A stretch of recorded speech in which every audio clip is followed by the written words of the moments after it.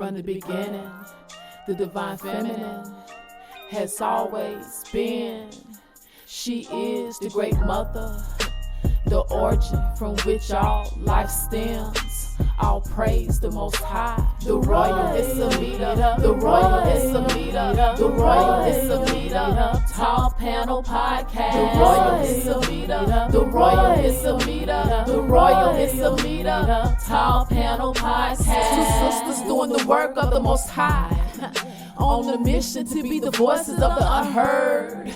We doing a new thing in the earth, as it was written in Jeremiah 31 and 22. We were called from our mother's womb, and we both just want to say thank you to our higher power. Shalom. We on a mission, setting examples for our people. Pray to God every day, Lord, we need you. Peace and love, everyone. Assalamu alaikum and shalom. Greetings. Peace and love, family. Assalamu alaikum. Good to see you all. Assalamu alaikum, Brother Kevin. It's good to see you. Wa alaikum salam, my sister. Good to see you too. And Maisha, shalom. Shalom, Sister Yadoa. And Sister Adanya. Shalom, family. It's wonderful to see you guys again. This is going to be a hot topic tonight. I'm excited. Most definitely. Most definitely. Mm-hmm. Hey, Brother Preacher Dawson, how are you? All is well. How you doing? All is well. I can't complain. Okay. I don't have my head wrap on today, everybody. Look, mine is wrapped and yours isn't for the first time.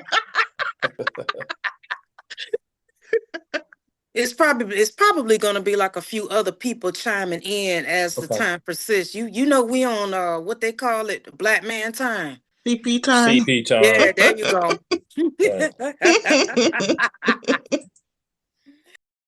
Alrighty.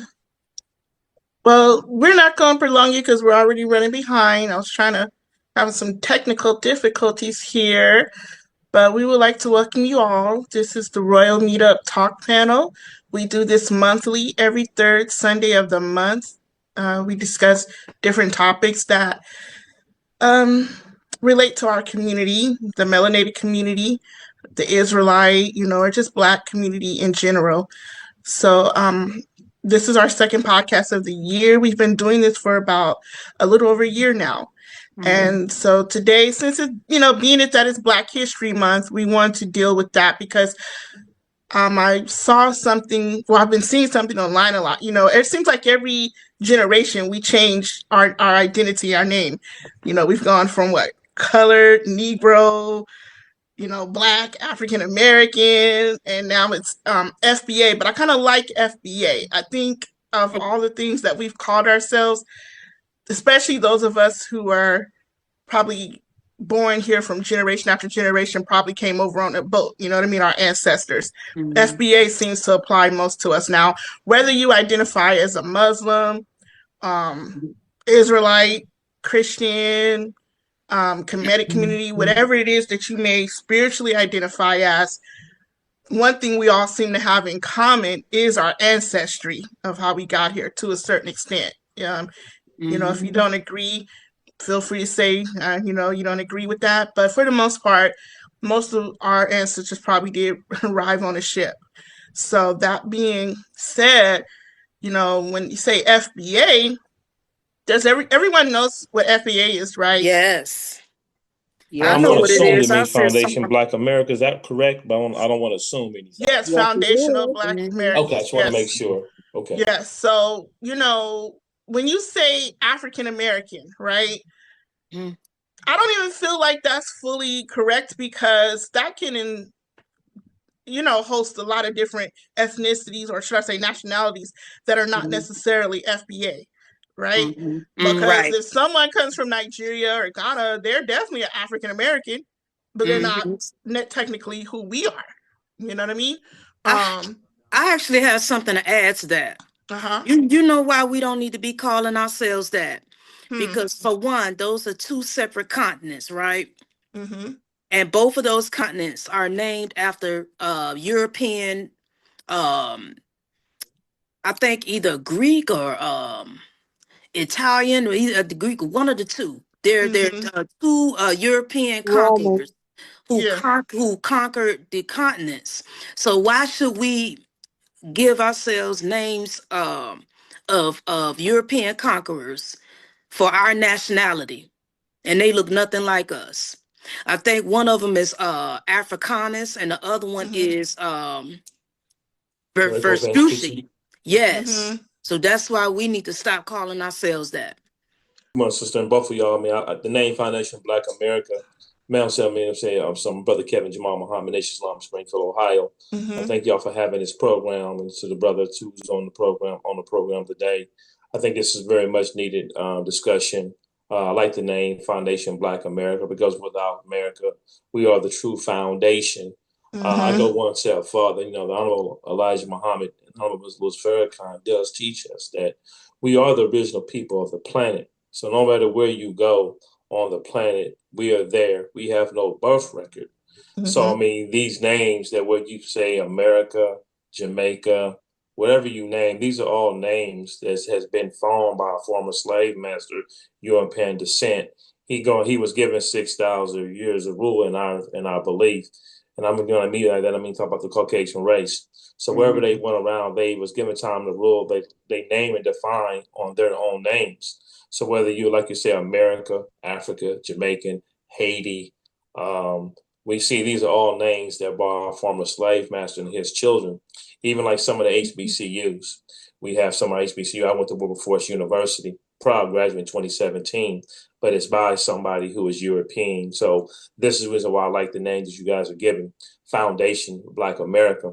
Because we don't know we are the true foundation, but that's something we got to tell our own and tell a story. So I thank y'all, brothers and sisters, for having this program. Absolutely. Thank you for your time. And as you were saying something earlier about the names, right?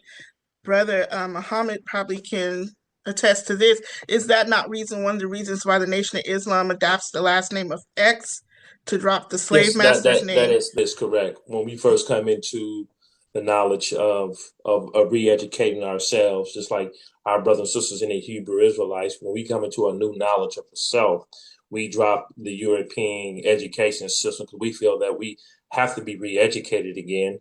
And we like that we come in with the X. That's when you had Brother Malcolm. He came in and you get the X because the X stands we don't know what our names is. If you go on YouTube, you can see a discussion with Brother Malcolm with what these European white men back in the 60s.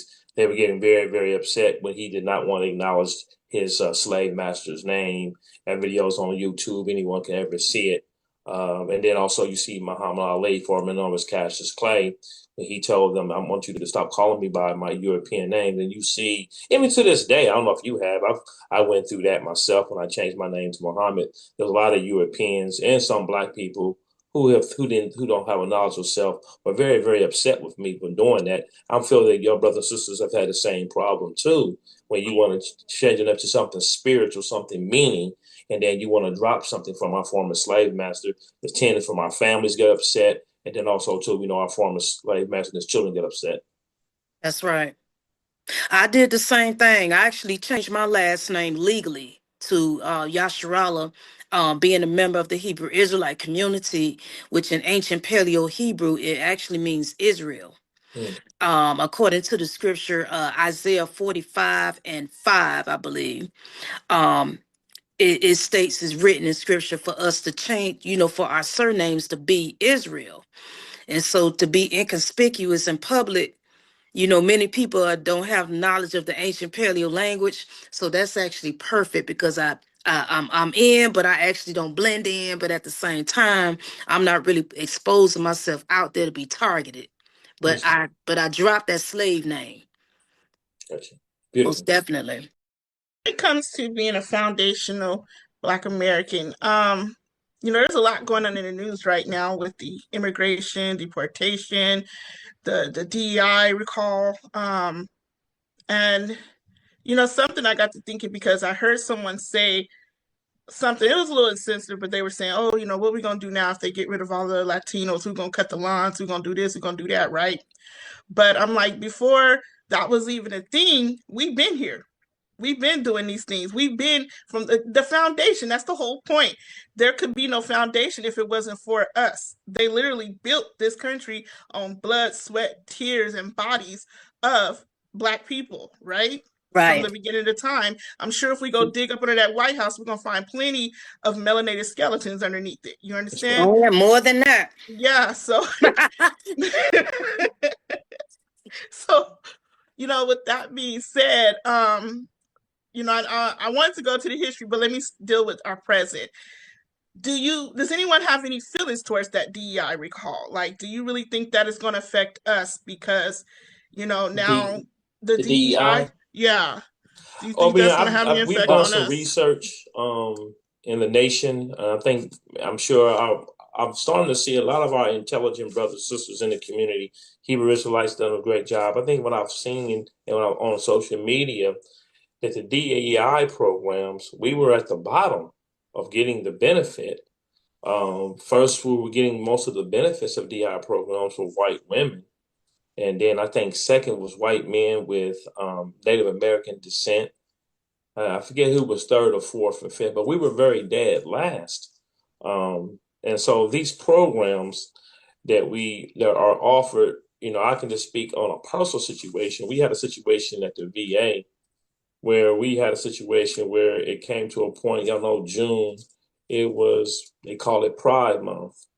They got a chance to fly their flag during June of 2 years ago. Well, when it came to Black History Month of 2 years ago, about a year and a half ago, we had to fight the administration like health as far as the red, black, and green flag.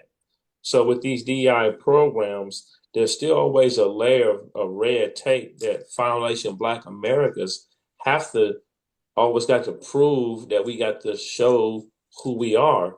So, I mean, I don't know if anybody else have seen some things or had some instances, but that's what I've had of some instances of the DI programs. It wasn't really fully like in given to us, and we was dead last according to the stats I've seen.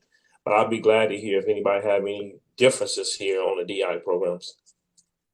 I'm in agreement with you, brother Muhammad. I actually got word from a few people that they are a lot of our people in different organizations, they are arranging boycotts against all companies who are not following through with these DEI programs. And Target is one of them. Right. Yeah. I it just seemed like to me it's like if we're gonna do it, I'm okay with it. I guess the situation is that I guess with us, especially being with the Nation of Islam and Hebrew Israelite community, is that we got to come to agreement that we got to do things for ourselves. I'd rather Right. support y'all making clothes and doing stuff than giving Target any of my money anyway. So if Exactly. they'll give us a handout, that's been sure, they'll hire a few of us, put a few of in management. About 5, 10 years later, they'll go right back and doing things. So I just rather for Mhm. us to start looking at some things about how Foundation Black America, if we got businesses, and if you selling things that you can get from you instead of Target, that's just where we are right now in the nation. As for me personally, I like to support my own first. If I don't care how much the cost. I mean, because I know that in due time, Target and all these companies are going to go right back eventually and find another way to violate us again. I feel, Exactly. but I rather support your sisters and brothers in the Hebrew Israelites who make a product, lotions, skincare, Hmm. healthy food, and stuff we get in these shirts, stuff we get in these companies Hmm. anyway. I mean, I've seen there's a few businesses who got their products in there. I've seen that.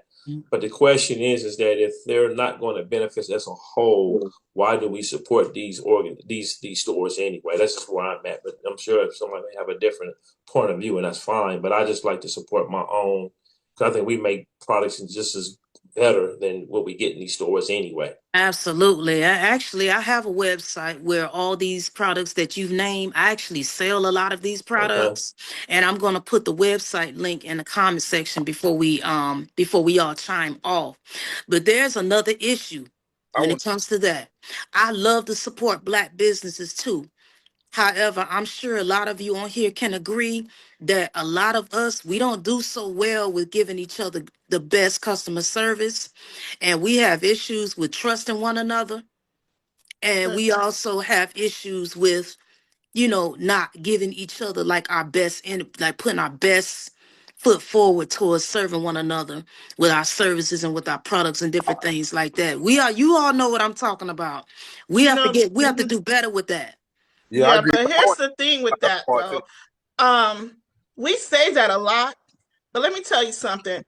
Nobody stopped going to the Asian nail shops, have they?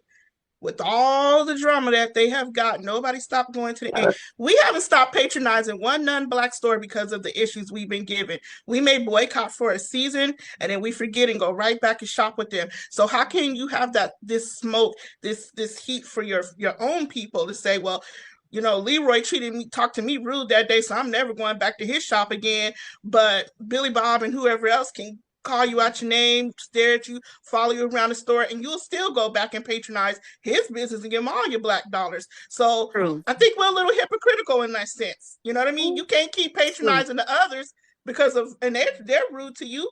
But when it comes to your brother Mhm. and sister, man, I ain't never forget them. I don't care.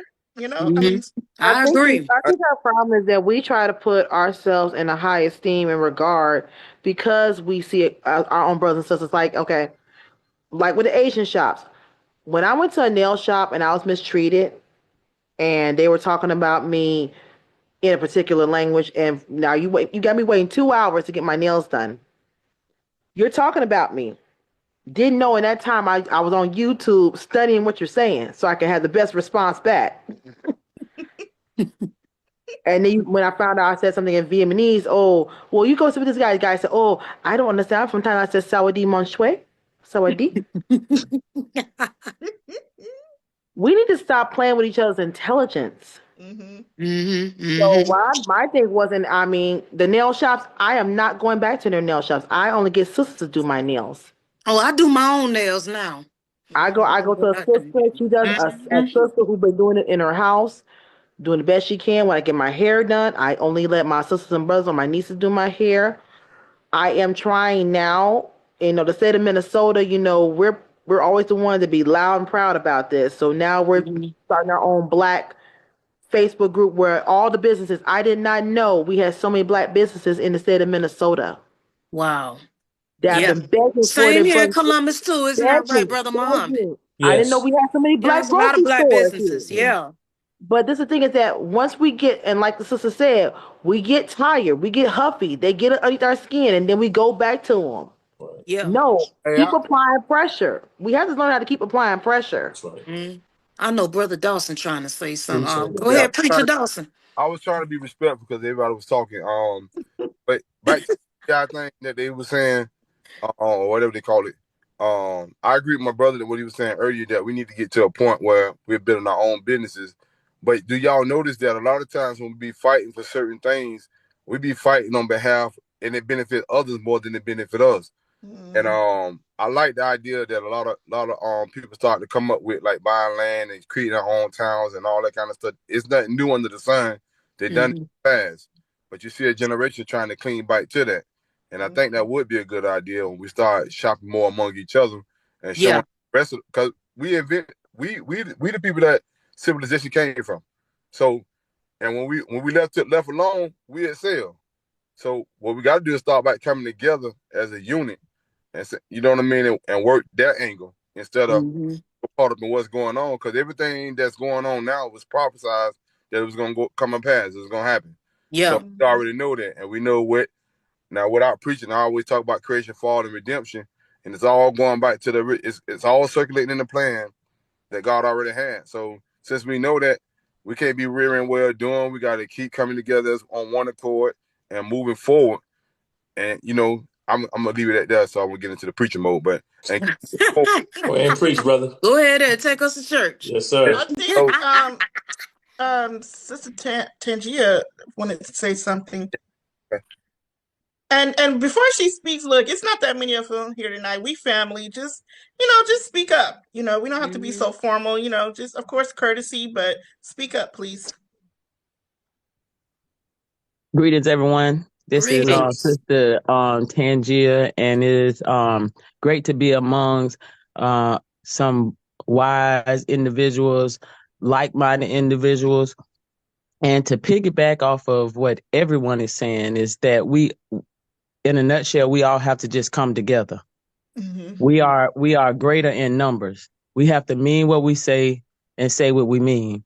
If you're going to um, build back your communities, we have to action speak louder than words. We could keep saying every day what we're gonna do, how we're gonna do it, what we're gonna do. Um, all the marching and protesting, all that stuff is over. It's not a get. It's time. It's action. Our Mm-hmm. ancestors Mm-hmm. done did enough marching and getting beat and bumping their heads to where now we know what we need to do to bring our communities together as one. You know, these people come over here, they make their money, they send their money back overseas to Mm-hmm. take care of their families. Mm-hmm. But we sitting here where the black dollar don't last past 10 minutes in our community Isn't that the before we truth? take it and before we're taking our monies and sharing it somewhere else because you because personally you feeling like you can't trust your brother or your sister, your fellow brother or sister, somebody you done live next to, somebody you done mamas done work together, kids go to school together, all of this, but you rather take your money and give it to somewhere else where they're going over there living amongst themselves, raising their children, building legacies for their families. But Mm-hmm. we sitting here a complete divided nation, completely divided. Mm-hmm. And instead of teaching our children, because if they continue to see division amongst us as elders, mothers, Mm-hmm. fathers, sisters, brothers, our children gonna be lost. You know, I have a question for y'all. Do you all think that the psychology behind the Willie Lynch letter has something to do with why we refuse to patronize with one another and to support one another? Yes, oh yes, ma'am. Yep, that plays It's a major role in it. Yeah, it's all the I just don't like that analogy, the crab in the bucket, but it's just that each other pulling each other down. It don't mm-hmm. matter if you go up a tree and somebody pulling you down by your foot, and you got to fight to keep this person from pulling you down in this tree. And Mm-hmm. that's what we have had to deal with forever. Mm-hmm. And we're dealing with it now. But we were 400 DEI years. we were DEI ain't never exist. It was just something just to mute people and keep or order in their organizations. Now it's snatched away and everybody like, oh, now you realizing the person you don't work with 20 years ain't never liked you. Exactly. You know, I know my you ain't. Wait, wait. but, I'm but sorry. as for the mentality that we can change the narrative when it comes up. We can change the narrative when it comes to the ones we engage in and those that know us. And we keep knowing that we can play it forward and come together. Exactly. Exactly. I Hmm. know Maisha wanted to say something. Go ahead, Sister Maisha. Hey, good evening, everybody. Peace and Greetings, love, So, sister. sis. Assalamu alaikum. Where you from? Florida, Riverview, Florida. mhm. Um, I wanted to piggyback off the DEI. I was gonna say it benefited, it just didn't benefit us. We had to work At all. 4 times as hard to get a quarter back. It benefited white women and Asians. Mhm. And though, and it was so crazy because the laws that was there to protect us benefited everyone else. And so they try and they did a good job of having people look at us like we're the enemy. And they felt like because they were in so much proximity to white that it was right until they realized the carpet was pulled up under them and it was only benefiting them. Now they're looking for us to protest with them. No, Mm-hmm. like because if Mm-hmm. it was going to continue to benefit them, they wouldn't care about us. And I'm learning that it's not everyone. I'm gonna put that out there. It's not everyone, but it is a lot. When you looked at the polls and you saw the majority of legal Hispanic people, legal Indians voting for Trump. And I was astounded. I was like, really, Indians actually voted for him. It was an eye opener. at the allies that we thought we had, we don't have.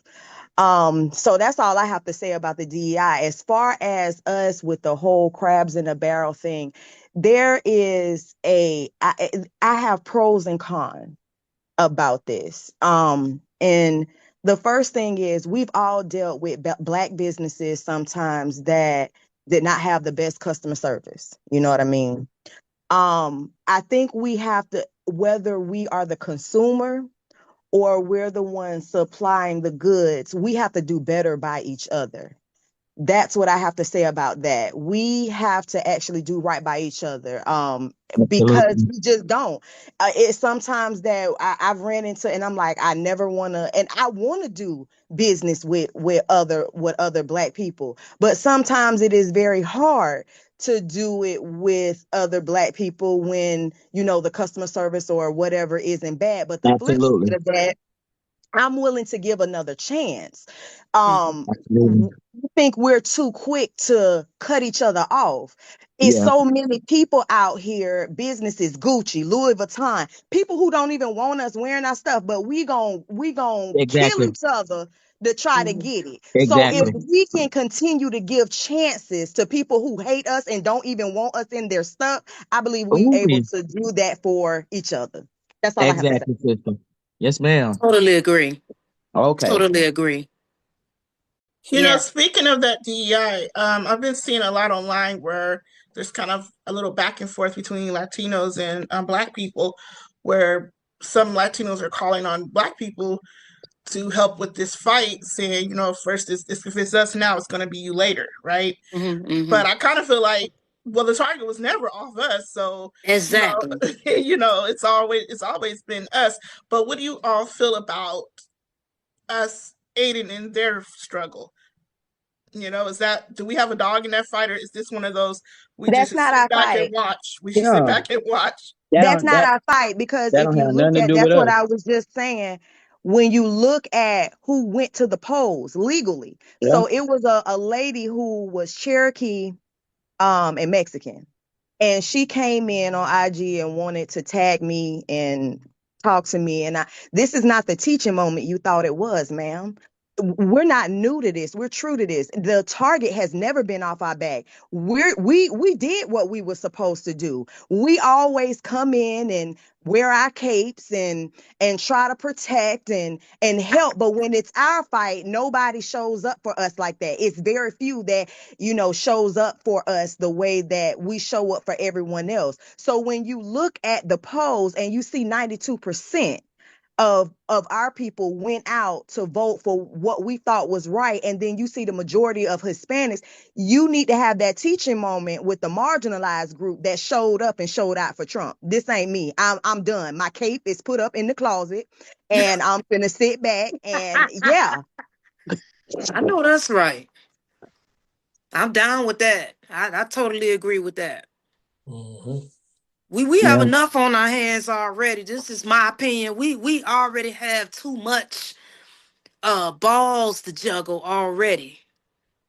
Well, I mean, it's no different from the civil rights. I mean, everybody knows the civil rights movement. If you look at it, it's benefited other people.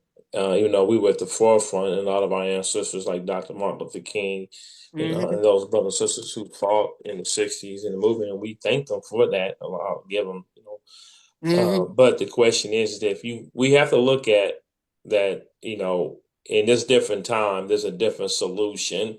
I think for some of us, for ourselves and other generation, us taking care of ourselves, being separate from our open enemy and establishing things for ourselves is what we feel is what's going to have to happen. Because if we continue to do this, if we look at the last, say, 20 years, we can see that it's us that's got to go back and see if we got to be able to have the right to vote.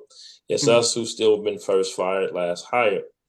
There's us who get the loans at a higher rate. So I guess the question for us is that we continue to go through this, but we still want to fight this situation. And I'm thinking that I feel that we're going to be forced to work together, which we're starting to see a lot of us are. I'm starting to see, and when people have different stories, I mean, this is not one all spill all, but I'm starting to see different people say, okay, we're getting tired of the situation here. There are people who are looking at buying land. There's people who are coming together, working together. They never worked together before. So, I mean, it's unfortunate that, Mr. Trump is a win. He's born on the dry bones, and the dry bones are all standing up. And we are coming together. We are making some adjustments. And again, it's not going to be an overnight where everybody's going to be just unified. But I think it's a process we got to look at that we are doing. Remember, it was a process to break us down with the disunity.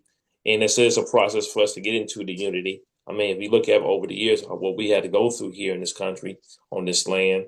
But again, one of the things I liked about, we have persevered. I mean, even right after slavery, stuff that we've done, our history, which now they don't want to teach in the schools. Well, it was really never taught right in the schools anyway.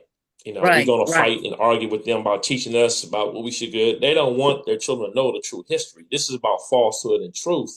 When has our open enemy wanted us to know the truth about anything? They don't have that history. I mean, they'll give us a few, but as a whole, they don't want. So why we're shocked that they're fighting or want to continue to keep falsehood, and we should not be shocked about this. That's why we have to separate and have our own and teach our own and do for ourselves, because if we continue to rely on them, all we're going to do is get false promises, false hope, false everything. And by nature of us being the people of God, that's not who we are. We don't want falsehood. We want truth. And that's just who we are. And God has told us, he's given us the truth, and we got to do work with ourselves. So I see ourselves making things happening. I mean, yes, Sister said too, when we definitely got to be professional in doing businesses. But like I said, it is a process. If your brother, sister do you wrong, hey, sister, brother, I think you're not doing right, to get attitude, go to another brother, sister. I've done that plenty of times when I found out a brother, sister didn't want to do it right. Thank you very much. Go to another business that's Black owned. They do you right.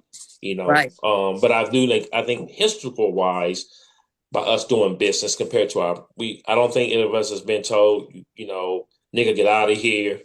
We may have said that, but we have a real bad history going to the stores and being beat by the police and being so we shoplifting, and we were not. So we have a history here how we've been manipulated by the Sears, the J.C. Penney's, whatever in your cities you live in. I mean, every time I look up Florida, Tennessee, Minnesota, there's somewhere you see somebody Black being mistreated by the establishment. Let me ask you something. When you just talking about having our own, do you really think, or does anyone think, that segregation hurt us? The desegregation, I should say. In some sense. Yeah. I agree. In some sense, it did hurt us because go ahead, sister. I'm sorry. No, I was agreeing with you because it kept Black families together. To be honest with you, it kept the finances, the wealth into our own communities. You know what I mean? And of course, we always had issues where whenever we built up, they burnt it down or whatever the case may be. But it was more unity, I felt, back then. And one point that I wanted to bring up is, I know someone, I think it was just the gentleman, where we were talking about they're taking like our histories and stuff out of the school. Our history was never really fully taught. It was always whitewashed. In a way, I think that was the best thing they could have ever done for us, because we as parents, we in the churches, we, whatever faith that you're in, Hebrew, it will teach us, it give us the opportunity to teach our children the full truth, like somebody was talking about. They need to know the full and unfiltered truth instead of the washed version that we were getting in high school anyway. Correct. Exactly. My sister. Yeah. Because I mean, I teach my own, and my children have been ahead, and I think well, for us to continue to go down to school. But I mean, again, Foundation Black America, we can do that, but it's like after a while, it's like, okay. I mean, I'm sure, like any of us in here, if you're married or not married, but I'm sure none of us going to continue to beg someone to be with you. It doesn't make you feel good about your own God-given talent. You got to beg a man or beg a woman to want to love you or be with you and treat you right. Eventually, your God-given self is gonna say, you know what, I'm tired of this. It's somebody else out here for me who's gonna treat me right. And that's just how I feel about us continuing to beg our oppressing his children by treating us right, teaching us right. They're not going to do it. That's our responsibility. Like you said, my sister, churches, the mosques, the synagogues, whatever, the temples. We got to teach our own, because who knows our history better than us? Nobody. Nobody. You know, I have something to add to this conversation. Speaking of the civil rights movement, I keep up with situations that's going on abroad internationally. And I heard the leader of Burkina Faso. I'm not sure if you all familiar with him. Mm-hmm. His name is Ibrahim Traore. Mm-hmm. He actually got on the media and he called foundational Black Americans valiant warriors. He said, "You all are valiant warriors." Everybody abroad knows our story. And I don't think a lot of us here realize that we are the forerunners of the earth. Everybody melanated looks to us as a beacon of light, is like an example of what they need to do to overturn their oppressions and to revolutionize their situations, and we don't even realize it. And I have some Israelite brothers and sisters who's living in Europe right now, and they told me that a lot of them are like from Africa, they from the Caribbean or what have you, and they living in Europe right now, right? They're actually enjoying some of the freedoms that they have because of what we've done, because of all the work that our ancestors attributed during the civil rights movement. Mm-hmm. So I wanted to add that, to put my 2 cents in about that. Did y'all notice too that I seen a clip, one of the Africans leaders was like telling Trump them that because they put the tariffs or whatever on them, that they was gonna shut down America, would they get America and all that, and then I think it was freedom fighter, I forgot what they called them, but they mentioned that, and he was like, "We not our ancestors, that we not gonna bow down to the United States, and we're not gonna he said in so many words he was basically saying, y'all don't try us because we ain't scared." I heard that too. You know, that's correct, Pastor. I don't, you know, if you I go to scriptures here, but if you look at the book of Revelations, that's kind of talked about how the dragon is going to flew out a flood. Yes, and sir. the earth is going to dry it up. And that's what you got going on with America. That's what we feel. America is that dragon going to put out floods and stuff. And you're starting to see people stand up, because I think people getting tired of being bullied. Yeah. You know, especially of us, you know, with, of being the original people, you know, Black people of the planet.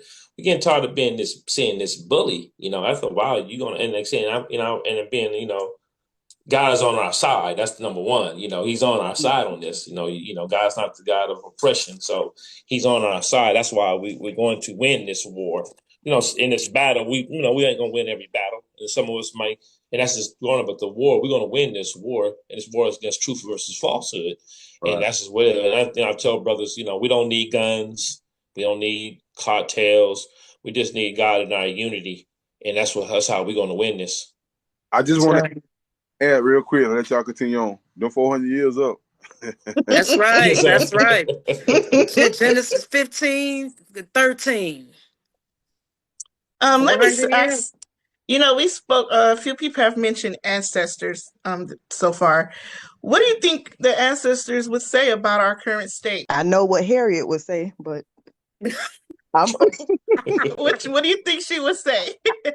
I can't say it right now. I can say one of our ancestors would say, and we talk about this. Brother Malcolm probably says, we, like you said, we've been hooked, winged, and bamboozled. Isn't that the truth? In some sense, we've been hooked, winged, and bamboozled. I think, you know, people, I don't know, I'm gonna say 40 and up probably definitely see things different than, let's say, 30 and under or something, 40 and under when it comes to being an FBA, because I think a lot of people have been fooled that the melting pot theory, that we're all just one people, we're just all the human race, and racism is gone. And you know, I've seen a lot of younger people, it's just you older people always trying to keep up mess, it ain't like that no more, da da da da, when I often see it so blatant in front of their face, but they can't recognize it. So, you know, is it the education system is not teaching them? Like, what is it that the younger people can't see, that a lot of this stuff is still going on? It never went away. Well, you know what, sister, I'd like to address that. Ahead. I still think that comes from the parenting of the household.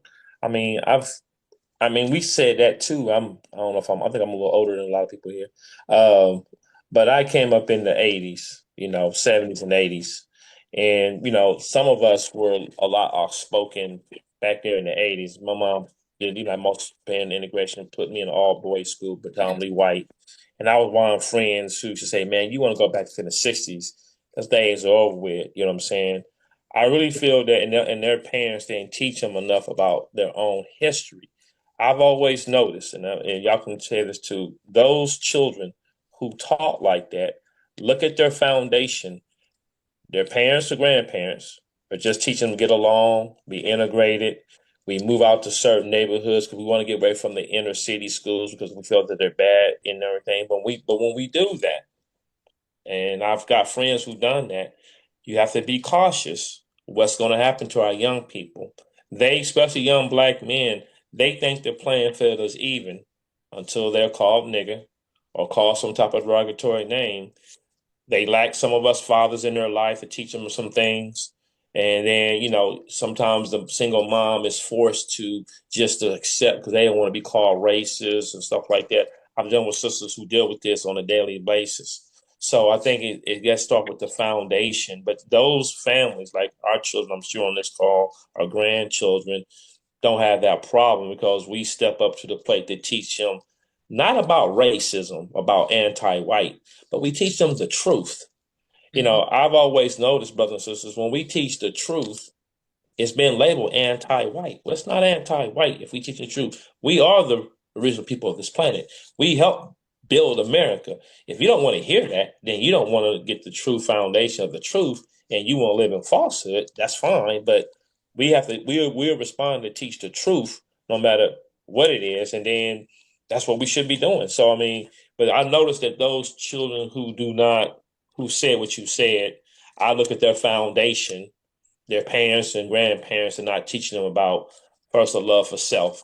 And anybody who don't have a love for self, you're not going to survive in this world. Exactly.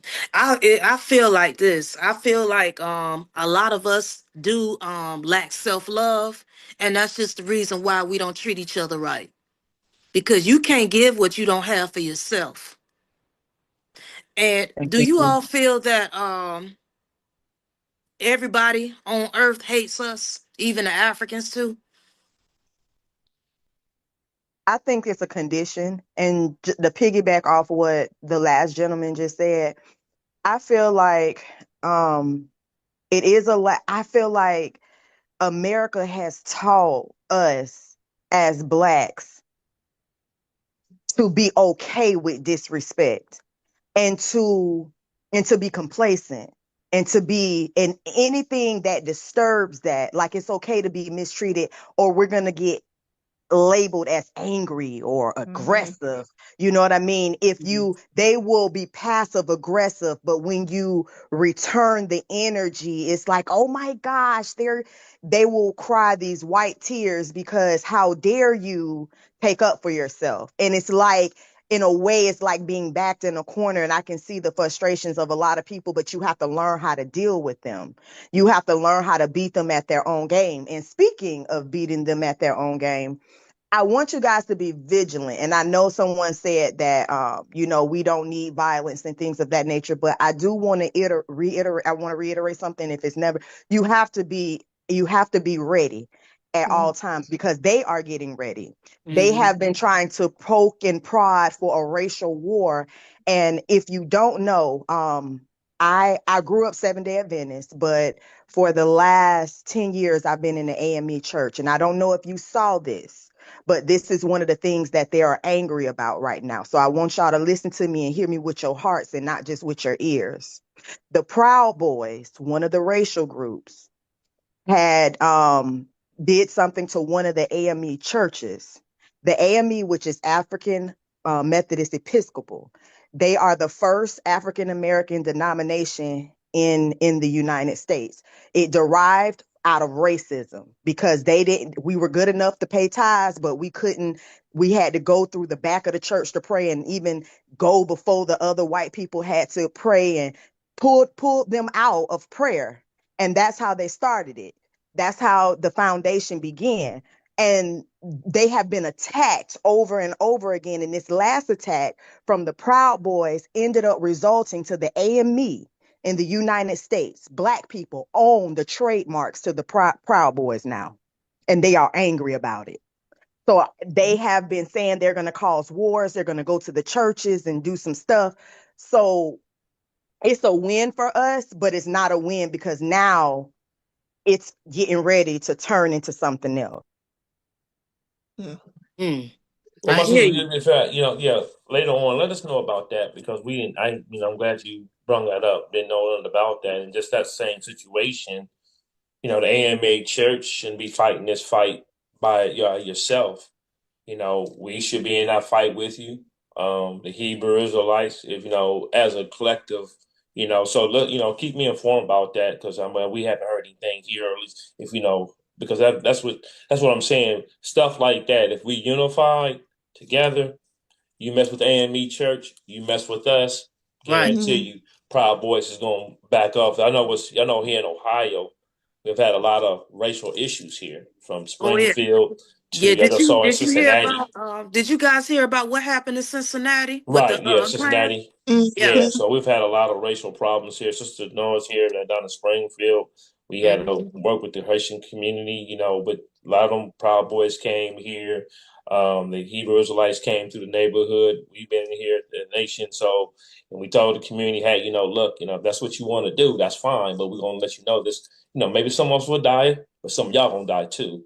And Is so that you part? notice with the officials, when you talk like that, whether it's the mayor or any, they don't like that type of talk. You know what I'm saying? And because some of us may have to die to defend, like you said, AME church. You're just not gonna come and blow up bomb churches anymore. That Miss Fairclough have said those days are over. You ain't gotta like us, but you're not gonna do harm to us. That's when it Hmm. stops. And we have to let them know that much. So let sister know, and let's see if we can do it. We need to, I can let our national know about that because that's what I'm saying. Stuff like that. That says the Lord. You don't have to like us. That's fine. But you're not Hmm. going to do any harm anymore. The day of bombing black churches and all that stuff is over with.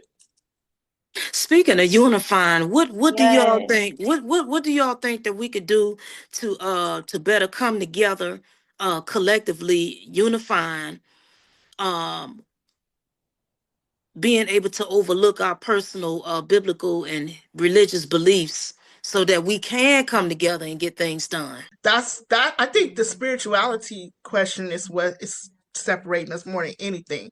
I Hmm. cannot, even in the Christian church, I grew up in the Christian church, and Baptists don't want to have nothing to do with Methodists don't want to have nothing to do with apostolic or whatever like that, because everybody feel like their way is the right way. So when you got, even within a certain belief, so much division, and then you talking about unifying with either other groups who don't identify with any of that. I think that's the question. How do we get around our differences in spiritual beliefs to even unify? Hmm. I feel like a lot of our people act like sheeps. So we need some forerunners to come up and like kind of motivate the mass to say, hey, we need to do this, we need to do that, we need to overlook this, overlook that, because everybody's on different paths and we need to respect that, overlook that small stuff and focus on the prize. I feel that y'all doing this right here with Foundation Black America. It's called Foundation Black America. You are what you're doing here is a step. Everybody's not going to get on board, but everybody can get on board for anything. But I'm thinking that, like you said, I watched the broadcast. This broadcast, you got Christians, you got Muslims, you got Hebrew Israelites. We're all black, Hmm. and like we said, the sister said, I'm glad I've been educated because I didn't know this was going on with the AME church. I have to let my brothers and sisters know about this Exactly. and see how we can help with this because I just think that I want for my brothers and sisters what I want for myself. Right. Yeah, you're not a member of the nation, but you are because guess what? You're black. And that's what we have to look. If police is pulling us over, I've been pulled over by the police. They ain't not want to ask me one time if you in the Nation of Islam or FY, brother. They just say you black Let me and see your what registration. you are you doing drugs? And I talk to brothers in the Hebrew Israelite community, brothers in Christian community, sisters too. They've been asked a question: where you going? Why are you in this neighborhood? not because if you Christian, your faith never comes up with the police or people like the Proud Boys. They just see you a nigga. You got that skin color the same, in their eyes, you the open enemy to them. And I'm sure down in what we had in Ohio, they weren't concerned. If y'all watched that video clip, they were just saying, we're not scared of these niggers. They wouldn't tell like these niggers. They won't say, we don't like these Baptist niggers. We don't like these Christian niggers. We don't like these Muslim niggers. They said, we don't like these niggers. F these niggers. That's what they said. Go on the video and watch this, what happened in Ohio just 2 weeks ago. In their station in Ohio, you'll see, like Sister said, them Proud Boys, this is what's going on. So we're going to have to, I think gonna have to put that away and just say, look, sister called me, you need some help, we're on our way. Brother, you need some help in the church, we're on our way. No Sister questions asked. Maisha, I strongly recommend that you inbox Brother Muhammad and give him the information that you think he may need to get in Okay. contact with your people. I recommend that. Okay. Okay. Yeah. Because I'll send a link out too. I'm gonna try to put it in the chat, or I send it to you, sis, and you Okay. can send it out where, like I said, AME owns the trademark for the Proud Boys. And the crazy part about it, y'all, have y'all ever seen the leader of the Proud Boys? And one of he is the guy, the gentleman that was just talking, he the same color as him, y'all. I kid you not. What? That's I what I thought kid he you was. Yeah. I kid you not, that Negro, that sand nigga. I promise you, and I'm sitting up here because when I saw him, my mouth flew open. It was like Adolf Hitler all over again, because Adolf Hitler was half Jew. So I'm saying, and you got, as long as you have a common hate, it does not even matter at this point. I'm just like, what? Mm. Well, Can we put pictures into the chat? Are we able to do that? Yes, you could share your screen. Okay. Hold on. Give me 1 second. I'm gonna send the link. I'm gonna send the link so you guys can see what he looks like. Give me well, 1 while second. she's doing that, do you all feel like why is it that a lot of the Africans hate us? Because that's They've what been they've taught been taught. a lot of self hatred on that about That's what us. they've been taught. They've Yeah. been taught that they've been conditioned to not like us, because that's the stereotype that the picture that they have been painted of us. So hey, if getting them a ride over here to go to college for 4 years, and you better not talk to these hoodlums, because this what they do, this how they live, this why they we known as just the worst of the worst. But if you go, and instead of, everybody I need my have the charger. worst of the worst in their culture, you know what I'm saying? They don't publicize Jeffrey Dahmer, Ted Bundy, or any of these mass people who have did all sorts of kind of things. So, but everything when it pertains to us and our culture, it's been painted badly. So that's what they see. They see the negativity on the TV. They see the negativity in the music. They see the negativity in the religious culture. They just see negativity. So they see at mothers doing things wrong to their children. They see the division between husband and wife. They that's all they see, because this is what is being fed to them. And sad to say that you have some of us that look like us, and they doing the most. They giving them what they making what they're saying factual by their greed for money or fame or likes or clicks or whatever it is. So it's just, whoo, You know, it's a mess. most of my life I've had mostly friends from Africa, and I've talked to them, and I remember speaking to one of my friends from Kenya one time, and I asked him, I said, why do you guys make fun of us or look down on us? And he was like, well, why do you guys make fun and look down on us? He said, I'm gonna tell you why. He said, because like she said, when we see media, This is what the media shows us of you. Just like when you see media of us, you see poverty, you see civil war, you see a lot of stuff. They never show you the positive things about us. They only show you the negative. So he said, and that's just because they fear us all joining together, because it's more of us than it is of them if we would join together. So Right. how do they keep us separate? You know what I mean? The media will train your mind to believe anything about anybody. You know what I mean? If you don't go do your own research and go out and see for yourself, because even now, what does everybody turn to? When you want to know something, nobody goes out and opens books anymore and research. They go crack Google. What did Google say? You know what I mean? And whatever that image is on Google, that's what you're going to believe. You know, I see people quoting and posting things on Facebook all the times that are not true, but people believe in and quoting. I'm like, this a little research will show you guys that this is not true, but people want to believe it. So, I remember asking one of my friends from Africa, hey, y'all got giraffes and lions, strolling through your yard and stuff, like, because that's what I see on the media. And he was like, really? You smoke crack? I mean, what? And I'm like, well, no, but you know what I mean? That's just how asinine it was for me to ask him that. But what was my only research was what I seen through movies or news or Or media. what they gave you. Yeah, so, but a lot of African people I know love us. They try to adapt our swag, as they say. They dress like us. They really do. A lot of them do like us. You know what I mean? If you ever I watch a lot of Nollywood movies, and I always get tickled because I listen to them try to speak like so-called African Americans. You know what I mean? It sounds funny sometimes, but they're trying. You know what I mean? So, this goes to this to the title of this thing. Why is it when it comes to FBAs, how can we be so rejected and so hated yet so imitated? Everybody trying to be like us but can't stand us. Where does I that don't come get from? it. I don't get it. Where does that come from?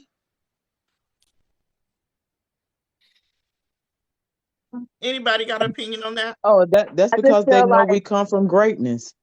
So when you know something come from greatness, what you're gonna do, you're gonna mimic it. But we just don't see the greatness in us because we've been beat down for so long.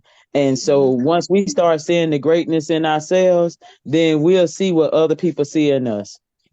Exactly. I think it's jealousy. Did you see what's his name? Paul Mooney had a stand up, I think it's called A Piece of My Mind. And he says, they tell us it's ugly on us, but pretty on them. They'll see a sister with big full lips, and he said, they'll look at her and say, "You big black, you bangy B word." But when a Caucasian woman or another woman gets the injections and all that, he's like, "Oh, they said it's beautiful, it's full, it's ethnic." You know what I mean? On Mm-hmm. us, it's ugly. On them, it's pretty. You know what I mean? So there may be some envy and jealousy there. Mm-hmm. Mm-hmm. Yeah, that's real talk. I mean, nobody wants to talk about it, but the truth is what it is. Because I Well, know you're right. I even just think that, again, our oppressor has always done things. And like I said, on the continent of Africa, we have to understand and remember, brothers and sisters, colonialism was just as crazy as was, us going through white supremacy here in America. And so with colonialism, they were given about white was great. Just like, a lot of us here, we were raised that way, growing up to see them. We have to fight that battle.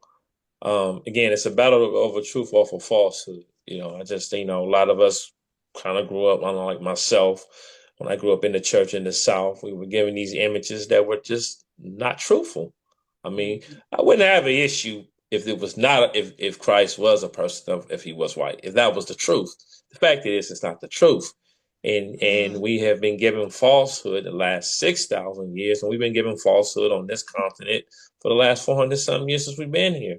So we've been fighting this. And so if we see what we fight against it's us being black, because they don't want us to know the truth and the world to know the truth about our contributions to the whole wide world, let alone America. Because in this world, they want to think that this world was non-existent without them being here.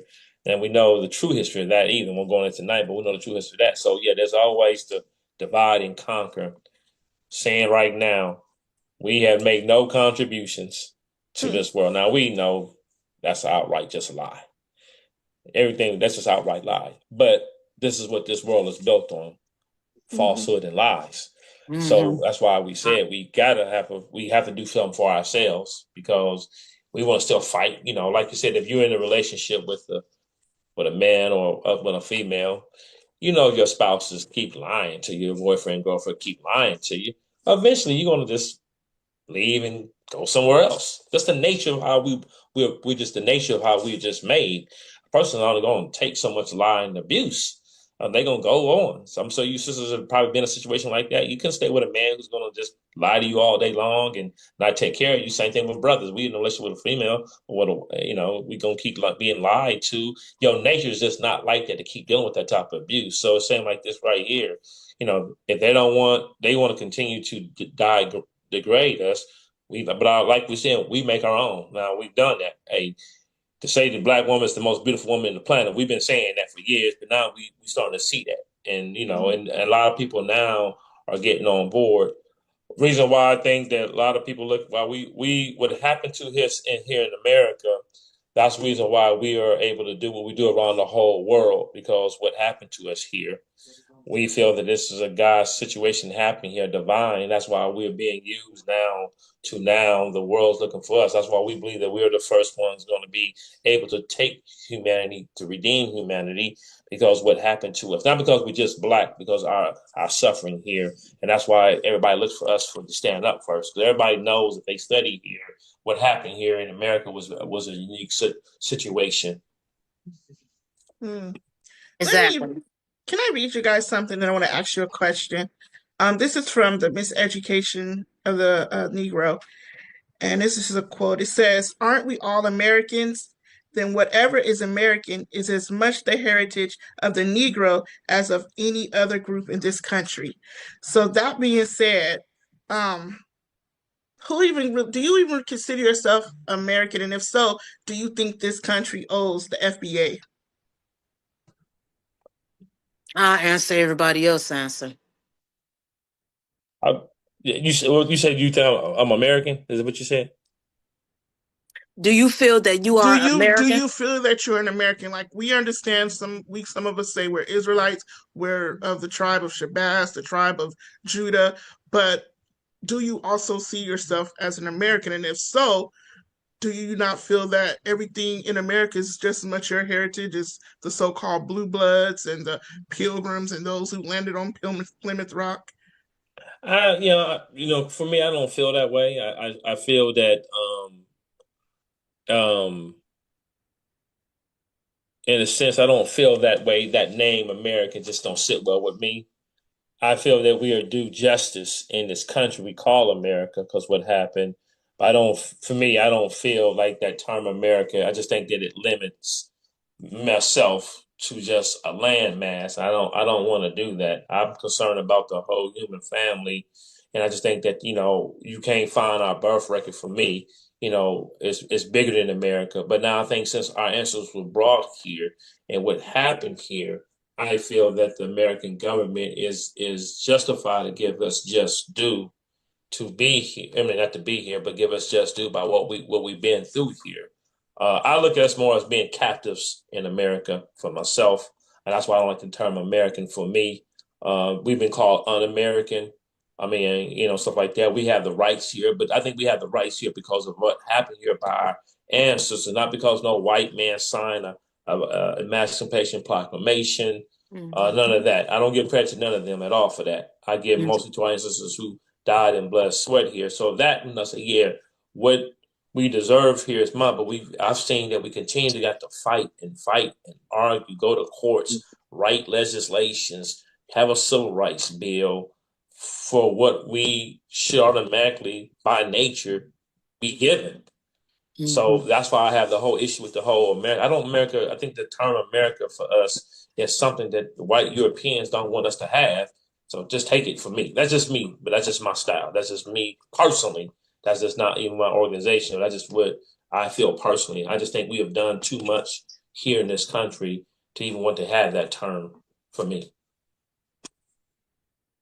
And that was good. Okay. Does anyone else here identify themselves as American? I would say no as well because, say, if you're filling out any type of form, like, or any type of wherever place it may be, on the nationality tab where it says, "What are you?" I always choose other. I never choose Black or African American or anything in that case because it changes every 40 years anyway, because they don't even know who we are in that case, which is why it changes all the time. Mhm. I just feel like America is just a placeholder for us since, in the Bible it states that, it's just a temporary land. So I necessarily don't like to resonate with the term American. That's what's up. She 26 years old, y'all.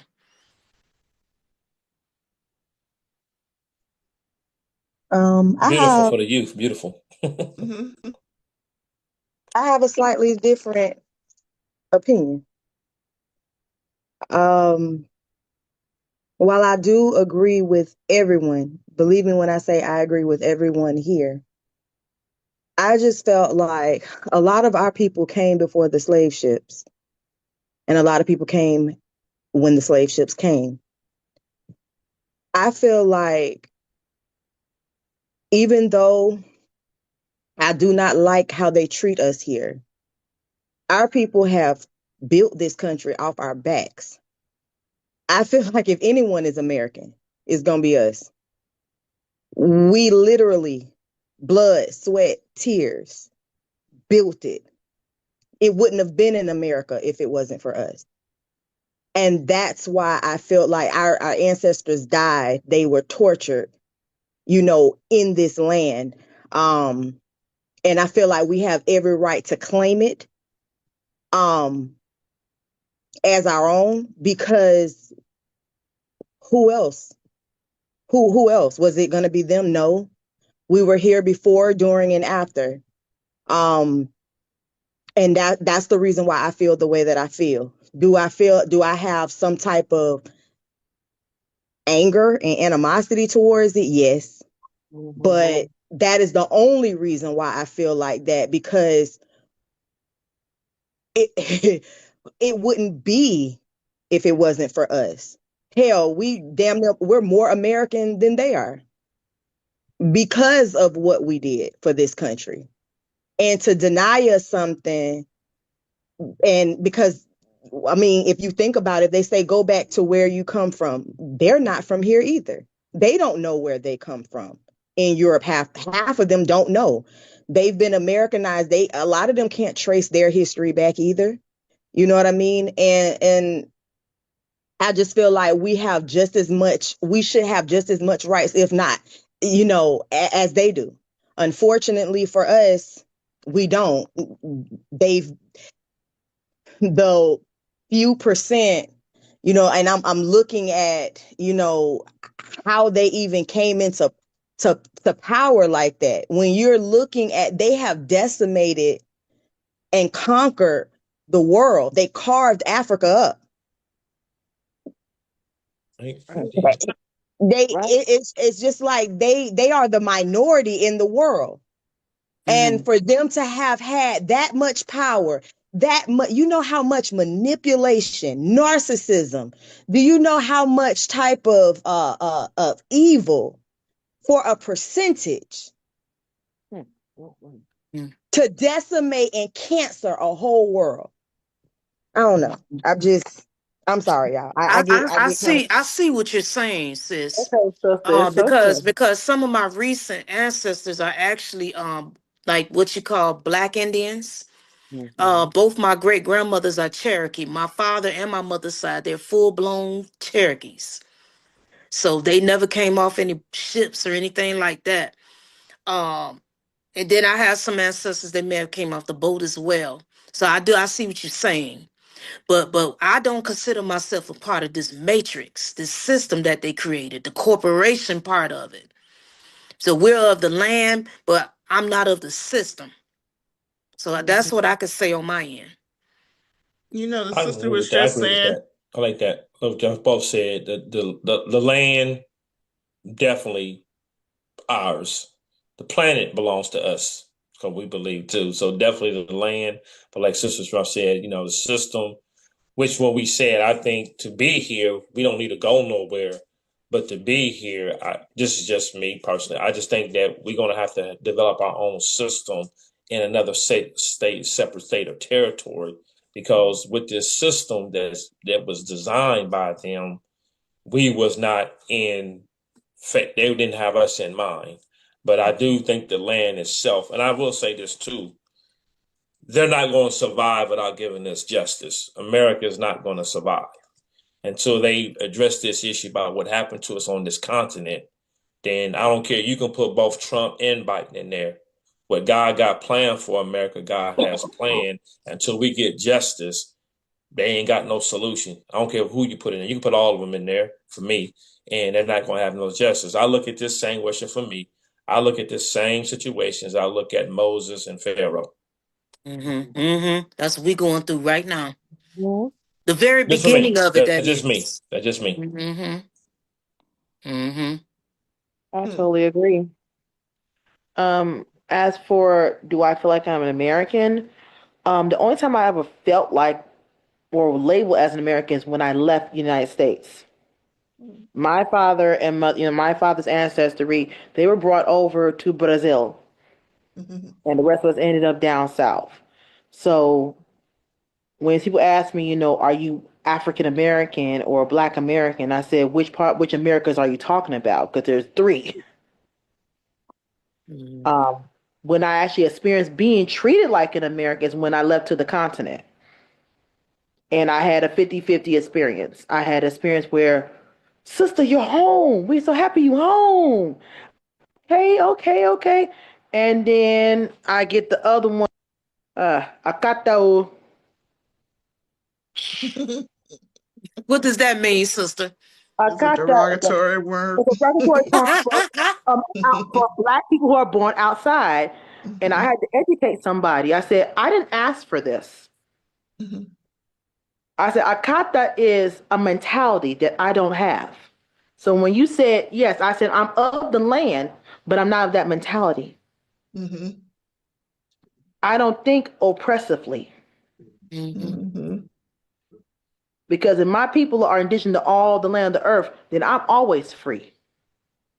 I said, when you start thinking you're free, then you are free. But if you continue on separating and taking the ideology of your oppressor, then you're always going to be a slave.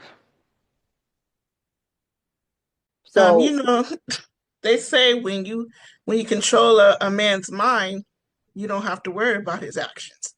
And I think that's the problem with a lot of people here. It's the mind control. Though they took the iron chains off, they didn't remove the mental chains, right? I don't know if I was telling Sister Raphael about this, but I used to drive trucks. And there was a particular time when I was driving to Louisiana to a chicken plant, and the trucks would come in with the live chickens, and they were being cages. Well, this one particular truck came in with the cages only. There was one chicken that was outside of the cage, but he was sitting on top next to all the other cages. And I'm in the truck like, oh man, chicken, he free, he could just fly off. And it was like woods behind the where the truck was. I'm like, he could just walk off, fly off, or whatever into these woods.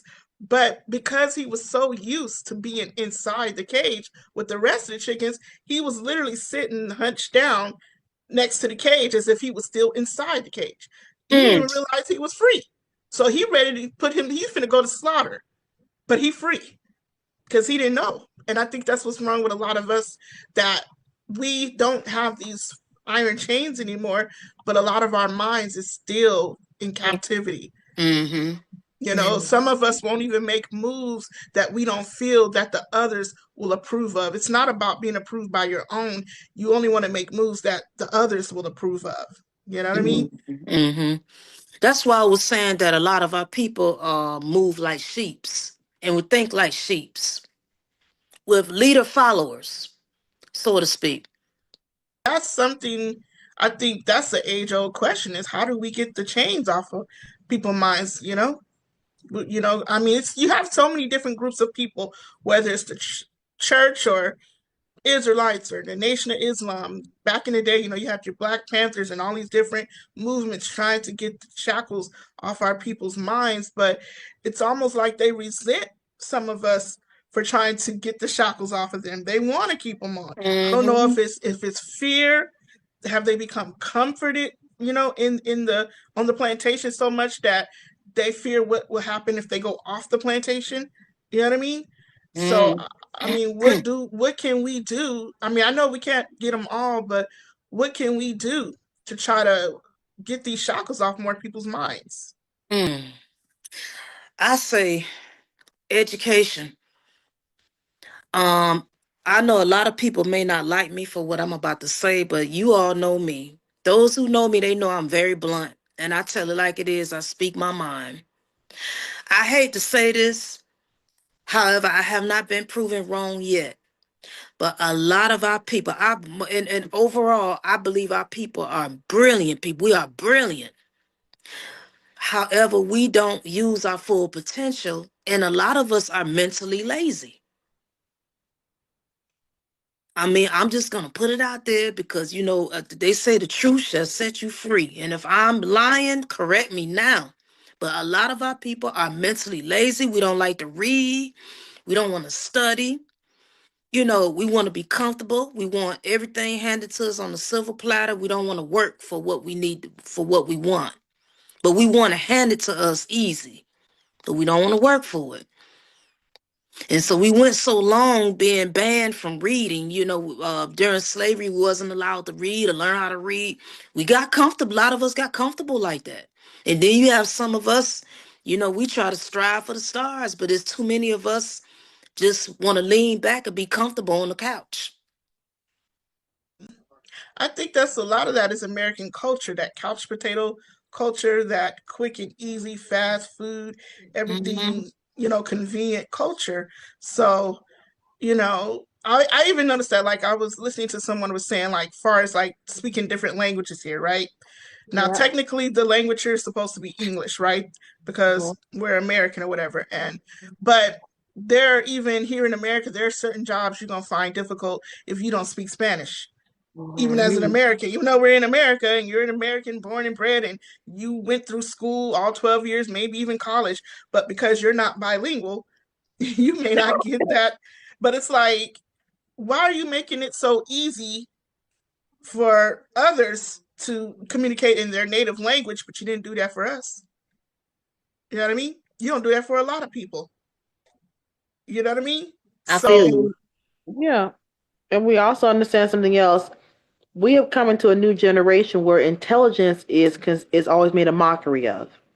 mm, I was always associated when I was a child, because the way my parents had me talking like this, and because my father spoke four different languages outside of English, that I was not black enough. I was Mm, always told I was an Oreo.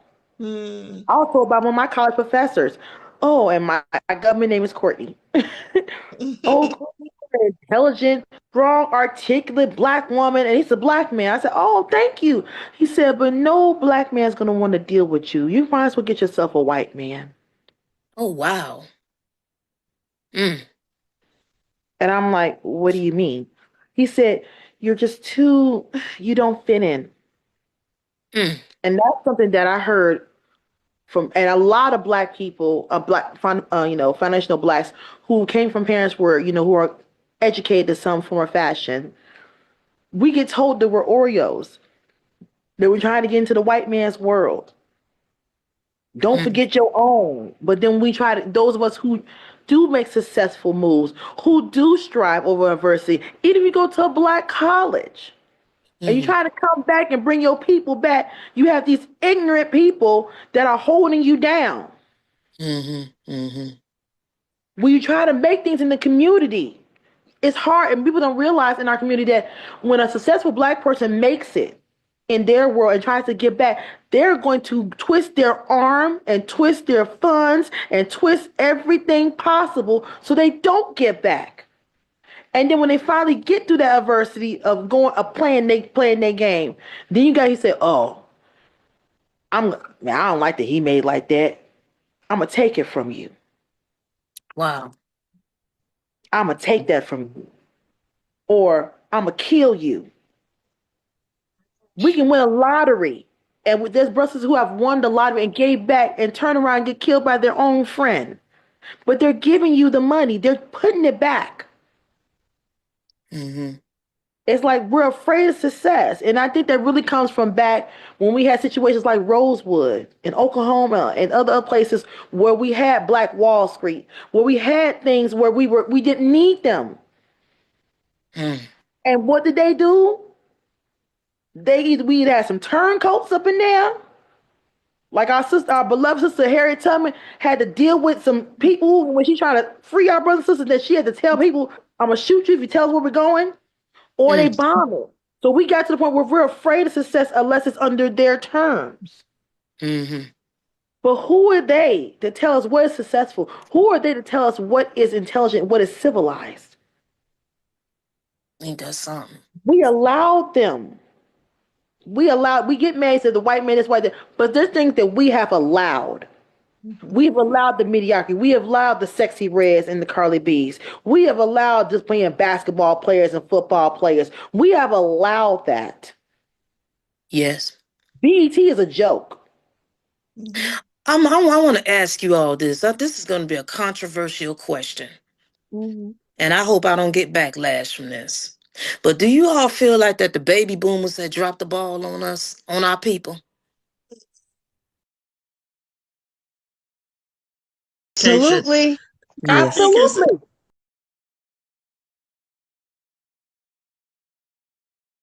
I think I'm gonna be education. honest with you. The baby boomers, I thank them for all the things they went through, like my mother and father. But I had a discussion with my own daddy. I said that, the problem was you made it too easy for us. We started to become untitled. You didn't keep on knowing that we had to keep on going with the movement, keep on adding pressure, keep on going. They became to the point the new generation became so assimilated and trying to be huggy with everybody. And no offense to my different people from different colors, I can work with anybody. But it put it to the point where we were so busy trying to embrace everything else, we forgot about ourselves. Mm-hmm. Forgot Mm. about everything. And then we started they started taking the scraps. Like Mm-hmm. Black history month as a scrap. To me, that's a joke. And I don't care what black people want to say about me right now. I'm gonna say 100. You cannot tell my history in 28 days. And it only starts from slavery to now. No, we had a history 1,000 years beyond that. Let's talk about that. Beyond Mm-hmm. tenant. We are the people of the book. When you open That's up your right. Bible on Sunday morning, you're reading about us. Mm-hmm. Mm-hmm. Mm-hmm. So you cannot grasp the greatness of us. And it's not to be arrogant, but we are a peculiar people. Mm-hmm. And I told my father's generation, I said, I thank you for the whippings and the lashings that y'all went through, but you didn't press it as you should have. Right, right, right, right, right, You could have kept what tell right, us, keep going.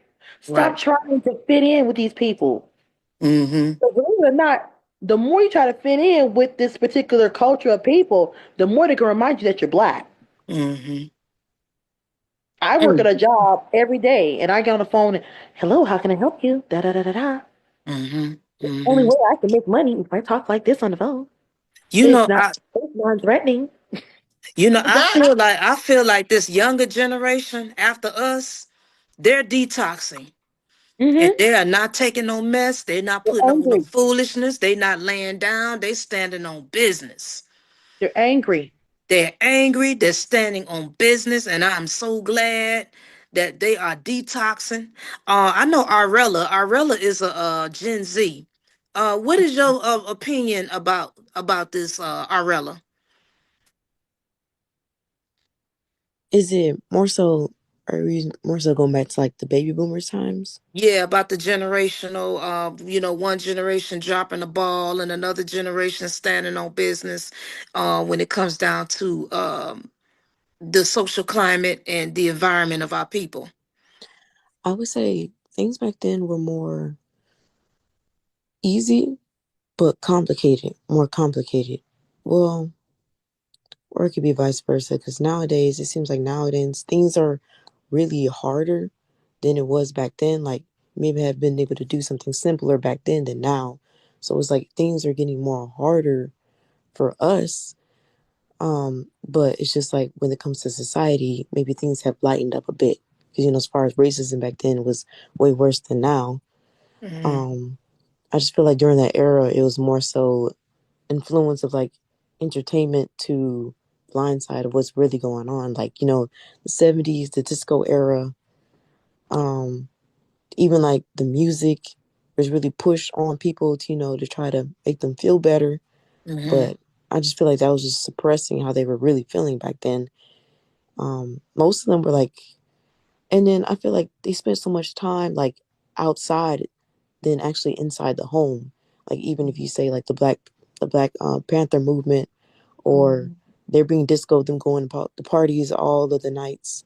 And, you know, the children are at home, they're really raising themselves mostly. I Mm-hmm. just feel like there was just a lot going on back then. Um, Even like I'm a teacher now. I teach at a early development early development child like school, and most of the parents are like in their 40s and 50s having children. And a lot of people will say, okay, the new generation is like becoming like bad, but it's the older generation raising the newer generation, and they're mostly in their late 40s and 50s. And it's like they're kind of treating their children now like glass. But if it's harder now, they should be not just like coddling them so much. They should be trying to prepare them for what's going on, because it's getting even harder nowadays. But I just feel like, yeah, with the baby boomers, they kind of messed up Generation X, Z, which comes down to like our generation. So people say why we're like, you know, like this, why we don't know these things, because we have to teach ourselves mostly, because our parents, our grandparents didn't teach our parents, and it's not possible to for us to know if that information has been passed down Exactly. because Boom. of the Absolutely. time era, because they were so busy doing whatever that they didn't teach our parents. So it's like now we're like helping our parents. um and that's why there's so much therapy that goes on nowadays, because we're trying to help our parents and the children that they have to be able to understand what is going on because of what happened, you know, with basically our grandparents. We're healing from that era. Mm-hmm. That's good. Yeah, me being a millennial, my generation was well, I'm considered a millennial. My generation was we were probably the last of the streetlight kids. We were the last. But our generation was we became the parents Mm-hmm. because mommy and daddy had to work. We were the ones that you had the key around your neck, lock the door, don't let nobody in. We were just now getting to cell phones and internet, so we were still caught in the middle Mm-hmm. from the change and the old. But I was grateful to being a millennial to my family because my father lived through the civil rights movement. My grandmother was a civil rights activist Mm-hmm. and a single mother of 10 kids, Mm-hmm. going down south to go fight for the liberation of her people and her Mm-hmm. grandchildren and everybody for it. So I thank her for that. But she still didn't get a chance to really be a mother as she really wanted to because she had so many children.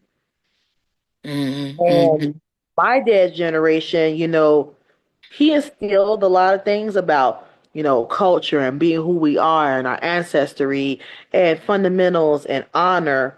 But the baby was like the young lady said, the baby was never dealt with their trauma because they lived through the dogs, they lived through the lynching, they lived through the hoses. We just read about it, but they actually were there. Mm. So there's So they PTSD behind it. they had so much PTSD, they didn't have time to do anything else, and they couldn't even deal with it. So they had to keep on going because now they're in a new era where they're leaving from segregation in some places. Mm-hmm. They're going into a job market. Factories are being closed now, so now you got to go back to college and all this other stuff. And then here comes the crack epidemic. Mm-hmm. That's another thing that millennials, we had to live through that. Mm-hmm. For our generation, we dealt with the trauma of our parents, our grandparents, and then we had to see the outcome of the whole demise of the system of unity of being black. Mm-hmm. Mm-hmm. I am grateful that I still think about the 90s, I was a child, about the cookouts. I miss those days. The block. I remember a little girl being a block party, or we had sock hops and things like that. My kids will never know about that because they put them in front of a computer. I forced them to put the computer down, and TV off, and I said, "Learn, read a book." Mm-hmm. Mm-hmm. Ooh. Mm-hmm. And this whole, even with the boomer generation, and the next children now, they really wasn't. How can I say this? And I don't want to criticize my dad's generation, but they still had an issue with identity. Mm-hmm. Mm-hmm. Identity and it's still going on now. We still have an issue with our identity Mm-hmm. because it's other people telling us who we are instead of listening to our stories and who we are as individuals. Yeah. Speaking of identity, my birth name was Christina. And the name Christina was very popular in the 70s because I'm a Hmm. 70s baby. My family actually told me that I was given that name because they want to make sure that I was able to get a job when I grow up. Same here. Same here. And they My mother. overlooking my identity, and they didn't think about what that would do to me psychologically, how that would make me feel about myself. And I feel like that encourages self-hatred, Mhm. that mentality. You have to assimilate and overlook who you are and what you are, you know. So what And is then you? and then those names. Here's something I found out recently that I thought was very unique about the root of why we have these so-called exotic names or the spellings. And I have of course, I'm married to an African, and I am the first Black American to be married into this family. So I get Black questions from other Black people. Hey, Courtney, how come your name is not Shashasha or Shush Shush Shush Shush? I said, "'Cause my mother wanted me to have a job. That's why she named me Courtney, which I hate my name. That's why I love my name, Yadoa. I feel like Yadoa. I don't feel like a Courtney. I do not feel like a strawberry blonde girl with green eyes who's on the top of the cheerleading pyramid. I actually, I work the type of work I do. I'm an independent contractor. With one of my jobs, I'm an independent contractor, and I get sent out of towns to work a lot. And I actually end up in some of these little sundown towns, which I Hmm. have to go. I have no choice. And they try to pronounce my name. You all should see that. I mean, it is funny. I've actually seen some of these other people, the Anglo-Saxons, get angry because they don't like the way my name is pronounced. And then I get angry because they not pronouncing it correctly. I But think with being Um, my name being Courtney, and they tried to associate because of the color of my skin. They try to give me a spelling to my name. mm, I said my name is Courtney, Courtney, not Khou. None of that. It's just traditional. But I had to when I got that to my nephews and all of them. I said the reason why those unusual spellings came about was it actually went back to slavery. mm. I said when we didn't know if our children would be sold away from us, sometimes the mothers and fathers would give the person a unique spelling. That way, when the time comes, if freedom ever happened, they can find their baby. Oh wow. Okay. And look it up in the newspaper. When You freedom just came, taught us something.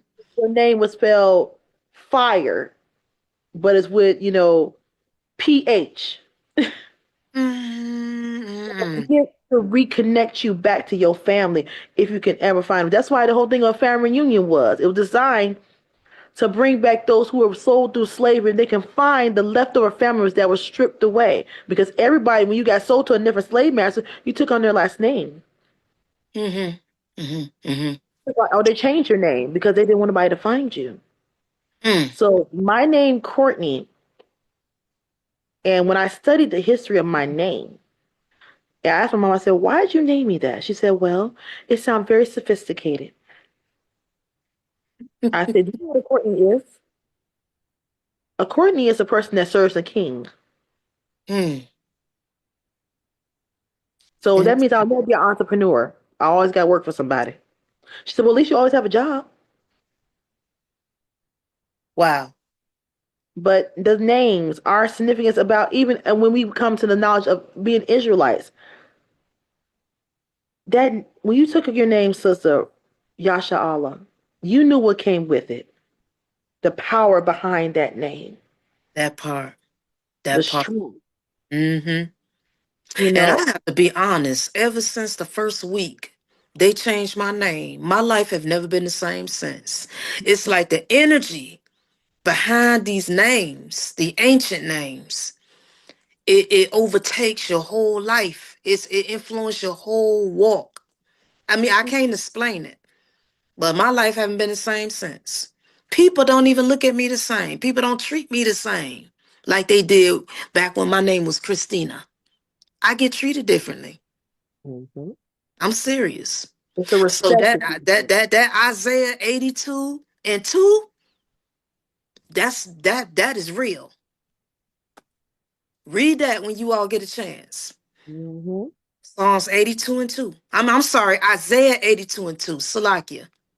Yes, ma'am. Anybody else? I want to kind of go back to the baby boomers dropping the ball. I don't agree because it doesn't. You know, some things are case by case.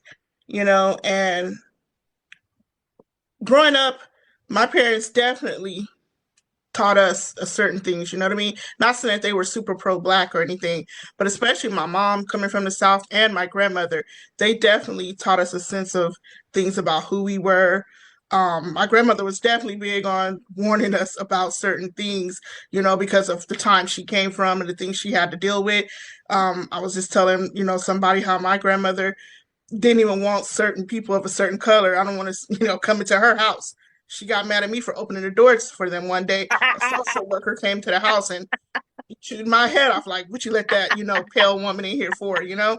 So, you know, they would always tell us these stories, you know, and my mom would tell us. And so even my dad, even though he wasn't like all militant, but he would definitely always, talking about being a certain type of black woman, one who carries herself a certain way, who operates in a certain spirit, so forth and so on. You know what I mean?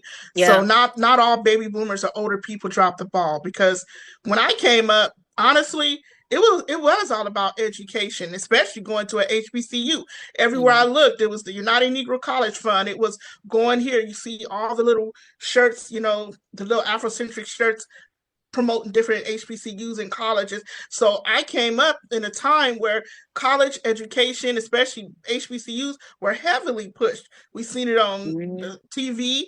Different black shows promoted that all the time. We seen it in commercials. Everywhere you went, it was about educating yourself and especially about your culture as a black person. I don't know when it changed.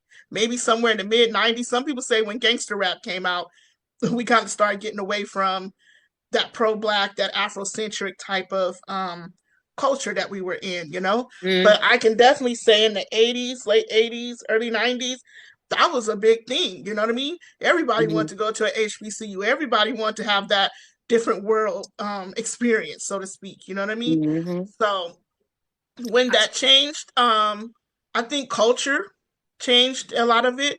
I do think the more people begin to mix in with other cultures and ethnicities and races, I think that had a big part to play with it. You know what I mean? Mhm. Mhm. If you start mixing and procreating with other races, you're not likely to want to fight against them no more. You know what I mean? You're not going to want to go to battle or be against the very person you lay down at night with in your bed. You know what I mean? So Mhm. I think that has something to do with it as well. You know what I mean? That's why I asked the question earlier about did desegregation hurt us? Because the more we mix in, as you say, the more we assimilate into other cultures, um, we lose ourselves. We lose Right. a sense of who we are. We Mhm. become like there's a movie called Rabbit Proof Fence where the Australian government set out to white out the Aborigine people. and they even had the plan of how many generations it would take to wipe them out, to make them Caucasian, basically, right? And Mhm. I think in some ways it was like that here, because how did it go from it was a could get you lynched to be with the swirl, you know what I mean? To now you look on commercials and advertisements everywhere you see, what do you see? The mixed couples. It's rare to see a black family, happy family on an ad anywhere on TV, but you will definitely see mixed couples everywhere. Isn't that the truth? Yeah, that's the new agenda they're pushing now. Yeah, They're you trying know. to program us. And in less than 50 years, in less than 50 years, it went from being you can get lynched to now that's the thing that's promoted the Hmm. most. You know what I mean? And you know what So I see the most of is black women with Anglo-Saxon men. hmm, I'm I'm seeing more of definitely them. I definitely see a lot. Like I see a lot of I do see that being pushed more because it used to be the other way around, you know. But I'm definitely seeing it now from the sisters' point of view. Them definitely pushing that. But it's like again, you know what I mean? When you have not been educated, and education is not just what you go to school and learn, you know what I mean? It is you know part of what you learn at home, you know what I mean? So I think that coupled with your home, what you're being taught at home, what you're being taught in your house of worship, and what you're, you know what I mean? Like even in the churches, there used to be a time when they did talk about these things. They don't talk about that no more. You know what I mean? Even Hmm. during Black History Month, I used to be over the youth department. You know, we would do the little generic, you know, these are the Black inventors, and you know Martin Luther King and Malcolm X and Harriet Tubman and Rosa Parks. You know what I mean? The everything everybody knows, but he never went in depth. They never once pulled out a Bible and said, "Oh, by the way, we're also in the Bible." You know what I mean? So, Yeah. but back in the day, churches taught a little more in depth. You know what I mean? Hmm. About different Hmm. things, especially during civil rights movement. You know what I mean? So again, that education goes in a lot of areas, not just at home, not just in your school, everywhere it needs to be like it used to be. I could turn on the TV as a kid and see all kind of, like I said, you know, ads and things talking about how we needed to go to school, go to college, reading was fundamental, all of these things. You don't even see that kind of stuff anymore being promoted. You know what I mean? Anywhere. Hmm. So, you It's know, definitely, so I do definitely agree with the integration that it really took a toll on us. It did. I mean, even when the fact the integration and on top of that, the welfare system, there was a time when we had our own communities where we you knew your neighbors. I'm thankful in my apartment complex that me and my neighbors can get together and we're all moms and say, hey, what do you need, baby? You okay? When we get your baby off the bus, I'm running late. Can you get my baby off the bus? Can my baby sit at your house? We had to start that community all over again because no Yes. one else was going to do it, Yeah. you know, and it's not enough elders to go around anymore. Mm. And you know, 10 years ago, I didn't experience that. You know, neighbors looking out for looking out for me like that. But to some extent, yes, but then not like it used to be like 30 years ago. It's a Yeah. fear. We're Mm-hmm. afraid. We're afraid of one another. Yeah. And let's be honest, in our community, we have a lot of individuals that are just evil. Hmm. And this we have a mentality going, in my opinion, my personal opinion, we have a mentality going on now where people say, well, it's none of your business. It's my business. Stay in your lane, mind your mm-hmm. business. Yeah. And we need to get it, we need to go back from that as well, in my opinion. I say this about even with the other community that our oppressive community is that um I will give them one credit about they will sacrifice one for the whole. We have become I got mine, you go get yours. Mm-hmm. And it's not benefiting us. I mean, I see us, my brothers and sisters in the continent, brothers in the Caribbean, brothers and sisters in Latin America that look just like me. Oh, I know black, I know black, I know black. I said, baby, your Mm-hmm. hair just as thick as mine. I know black, I Colombian. Even with me, they said, oh, you Brazilian? Yeah. But I said chocolate.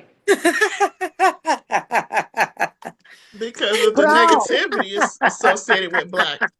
So the next people, everybody wants the good stuff about me and black. Mm-hmm. And another thing, I'm not to say this, I'm like, and I'm not having any against anybody from outside of another community, but Just because you ally to support my people doesn't give you jurisdiction to think you can tell my story. Mm-hmm. Just because you Right. lay with one of us and produce a baby with us does not mean you get a pass. I agree. But you We know who got to you gotta stop. We blame got to for stop. that? We got to stop that cookout stuff. It's got to stop. If we We're to can't blame eat, for that. if we can, if we need to get away from that because if I can't sit down with my sisters, even though she got a bust down lace front in her head, and I got my hair in braids or my natural locks or my natural coils, and we can't sit down and eat and talk together. Why do I want this one over here sitting here eating my people just because she got a little rhythm and put a little seasoning sauce on her chicken? When does the standard of blackness become so mediocre that anybody else can do it? Oh, she got rhythm. Oh, he wear a backwards hat. Oh, listen to rap music. Oh, he got one black friend. Stop that. Probably because a lot of us got too laxy go daisy with our culture and we Stop just it. got this It's not about being inclusive thing. racist. It's not. It's stop. Yeah, But it that's does what have it to stop. is. We're so afraid of not being like them, so we don't want to be labeled racist. We'll show you Mhm. different. We are the world. We love everybody, you We've know? gotten too tolerant. We've got too Who tolerant. I did the remember, Mashiach come? I said, yeah, who did the Mashiach come to get people straight for? Who did Mashiach come for? and you know, His I was born and raised in Cleveland. A lot of people don't know. I was born in the projects in the worst part Chicago. of the city, in the Cleveland of all cities. Okay, but do I need to go further with that? But back to No, what I was I'm from saying. Chicago. I grew up in the Southside. projects, and nobody would come down that hill. You feel me? If you didn't look like us, and if the one of the families didn't recognize you, you could not come down that hill without being questioned. They'd be like, "Why are you here? Who's your people?" That's the question. Who is your people? Mm-hmm. You coming down this hill? Who you know down here? Mm-hmm. And even the police wouldn't come through there unless they was invited. They was scared. Mm-hmm.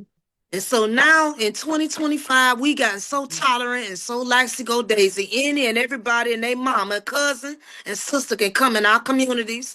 Everybody can come inside our house and do it, say whatever they want. Mm-hmm. And that's why they don't have that respect for us, that fear for us no more like they used to. I recently had to check one. I had to check one, and I said, "Wait a minute, honey. Now I understand you got black babies. I understand that. So your babies are part of me. So I'm not nothing against the babies, but you don't get to talk to me in your kind of way. We cool and all, but you don't talk to me like that way. Number Mhm. one, this don't come off. This is it for me. This don't come off. This is it for me. You can take off all that and go back into your people. Mhm. Every day of my life, I am a black woman. I am a Hebrew woman. I am a lioness. I represent the ancestors. Just Mhm. like you represent your ancestors. Yeah. You just felt like you wanted to tip and dip a little bit and jump into the chocolate pool and you liked it and you Mhm. couldn't get out. Mhm. We don't Yep. have that world.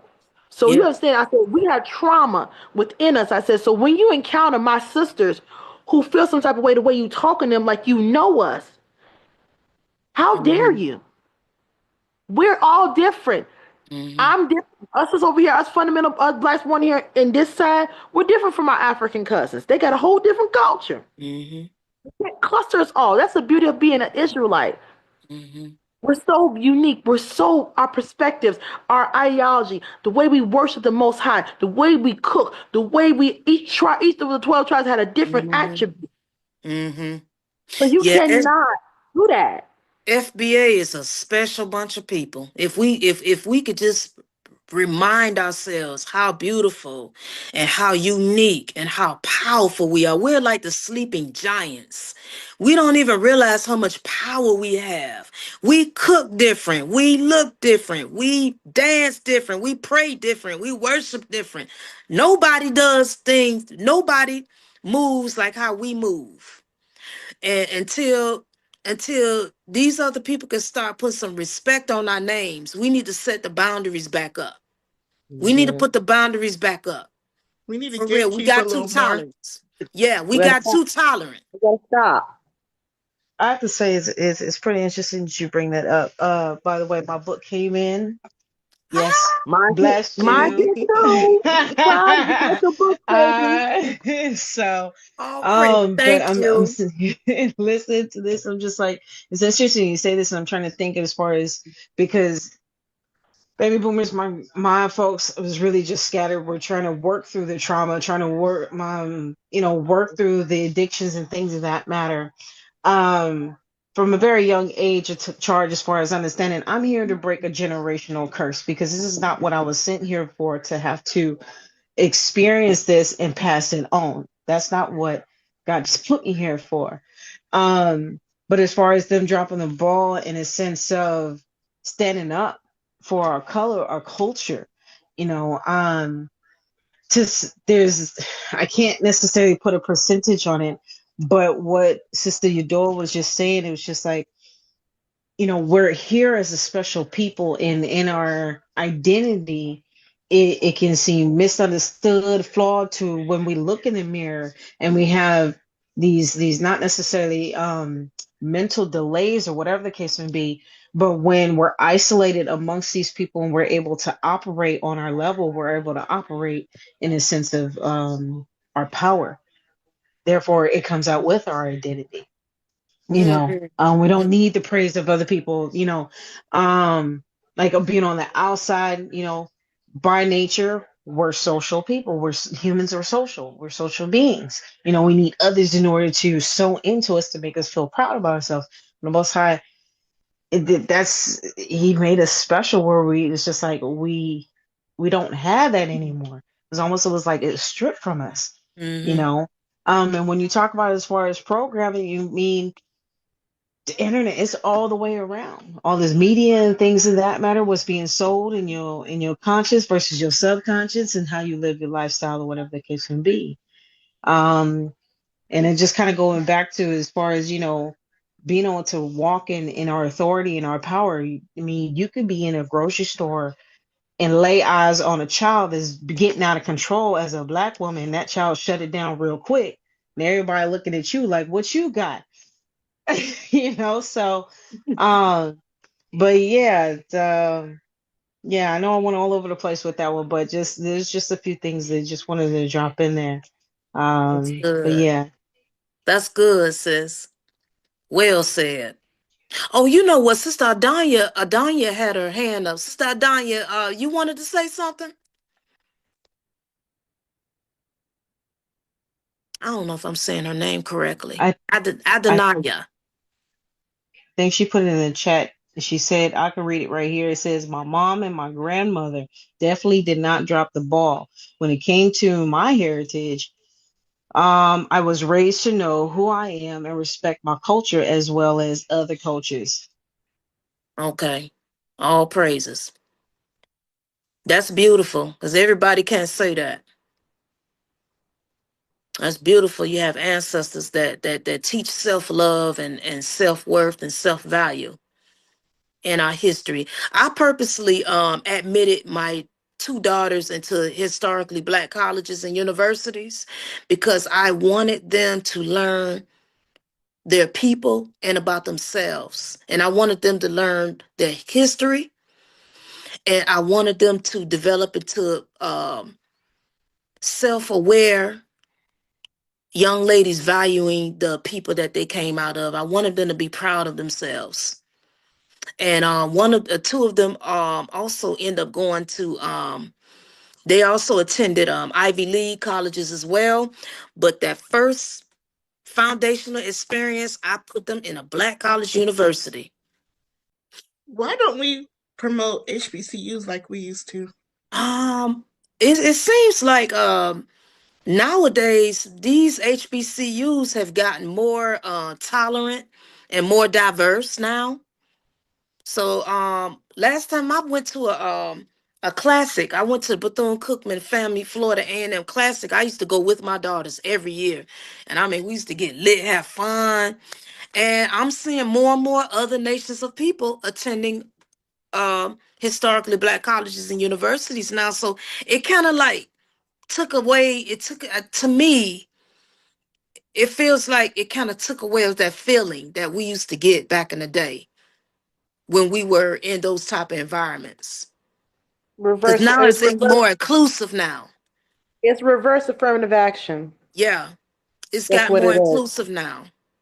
They let everybody go to Spelman. They let anybody else come over there. I mean, I've seen drum lines where you had a couple white boys up in there. Mm-hmm. Mm-hmm. And I'm So like, it kind of like it just took away something from that. I can't put my finger on it. It just took away from it.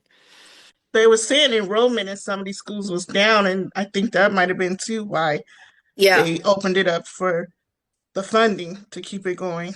And yeah, because I also feel like they're receiving more federal funding by including other people into these schools now. And yes. so that's why they're laxing on the culture within these Mm-hmm. schools now. My sister Tangia says she attended a HBCU. Oh, Right. okay. And Ariella went to HBCU. Ariella, can you share with us what your experience, what it was like? I would say it was overall, I would say a 50-50 experience. Um, it was good being around like as like starting to get it's like a smaller school, so it's like a private college, even though it's HBCU on Bethune Cookman University. It was a good experience to be around, people close to you. You feel more comfortable in the classes when you see, more people like you. Because, growing up, I feel like in middle school, high school, I feel like even though most schools are mainly just like a bunch of races, so unless you intentionally go to like a black like high school or anything like that, you're mostly in a school where it's just mixed and it's probably just like a low percentage of like black students. But I would Mm-hmm. say overall, it is good to be in schools where you have people like you, um, in that environment. I would say the cons is I just feel like they've mostly been corrupted. HBCUs have been like corrupted with, you know, um, it's hard to explain, but it's like they're more so into, things that are just like world. I would just say worldly things and and teaching us, kind of how to work in their system, not create our own systems. Um, Even like like sororities and all that stuff. All that stuff is just it's just a bunch of cults, and it's more heavily influenced in HBCUs because they're thinking it's oh, fun and games, that it'll help you out here to if you're in an organization, it'll help you connect when you go into the systems of like these white businesses because they're in Yeah. the same thing. But Mm-hmm. necessarily, it may work for a little bit, but they mostly don't care about that because at the end of the day, they're just looking at you. I mean, it may get you in some doors, but they're not good doors. Every Mm-hmm. door is not a good door to open. Mm-hmm. You Um, know, as a parent, having children at HBCUs, I actually experience a lot of frustrations. That's the downside of it, in my opinion. Um, I used to go over their paperwork every year, the financial aid, and it seems like they lose everything. They don't keep up with the records good like they supposed to. And I had to resubmit paperwork, resubmit this, resubmit. I'm like, well, what are you guys are doing? So it's just a lot of them are a bit unorganized. That's the only thing I dislike about the HBCUs. But overall, it was a beautiful experience as a parent just to participate with the festivities and the environment and everything. So I enjoyed that part. I Yes, think it if was we more like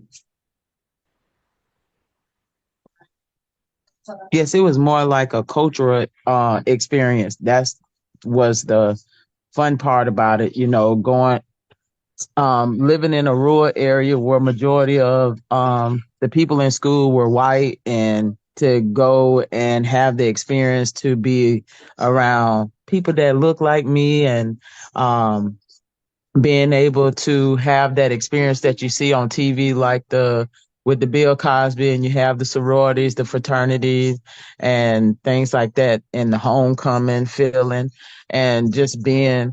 But far as like scholarship wise or whatever, you had more white students that got, or abroad students that came up from abroad that received scholarships. My dad being in the military, by the school being a private institution, I didn't qualify for the GI Bill.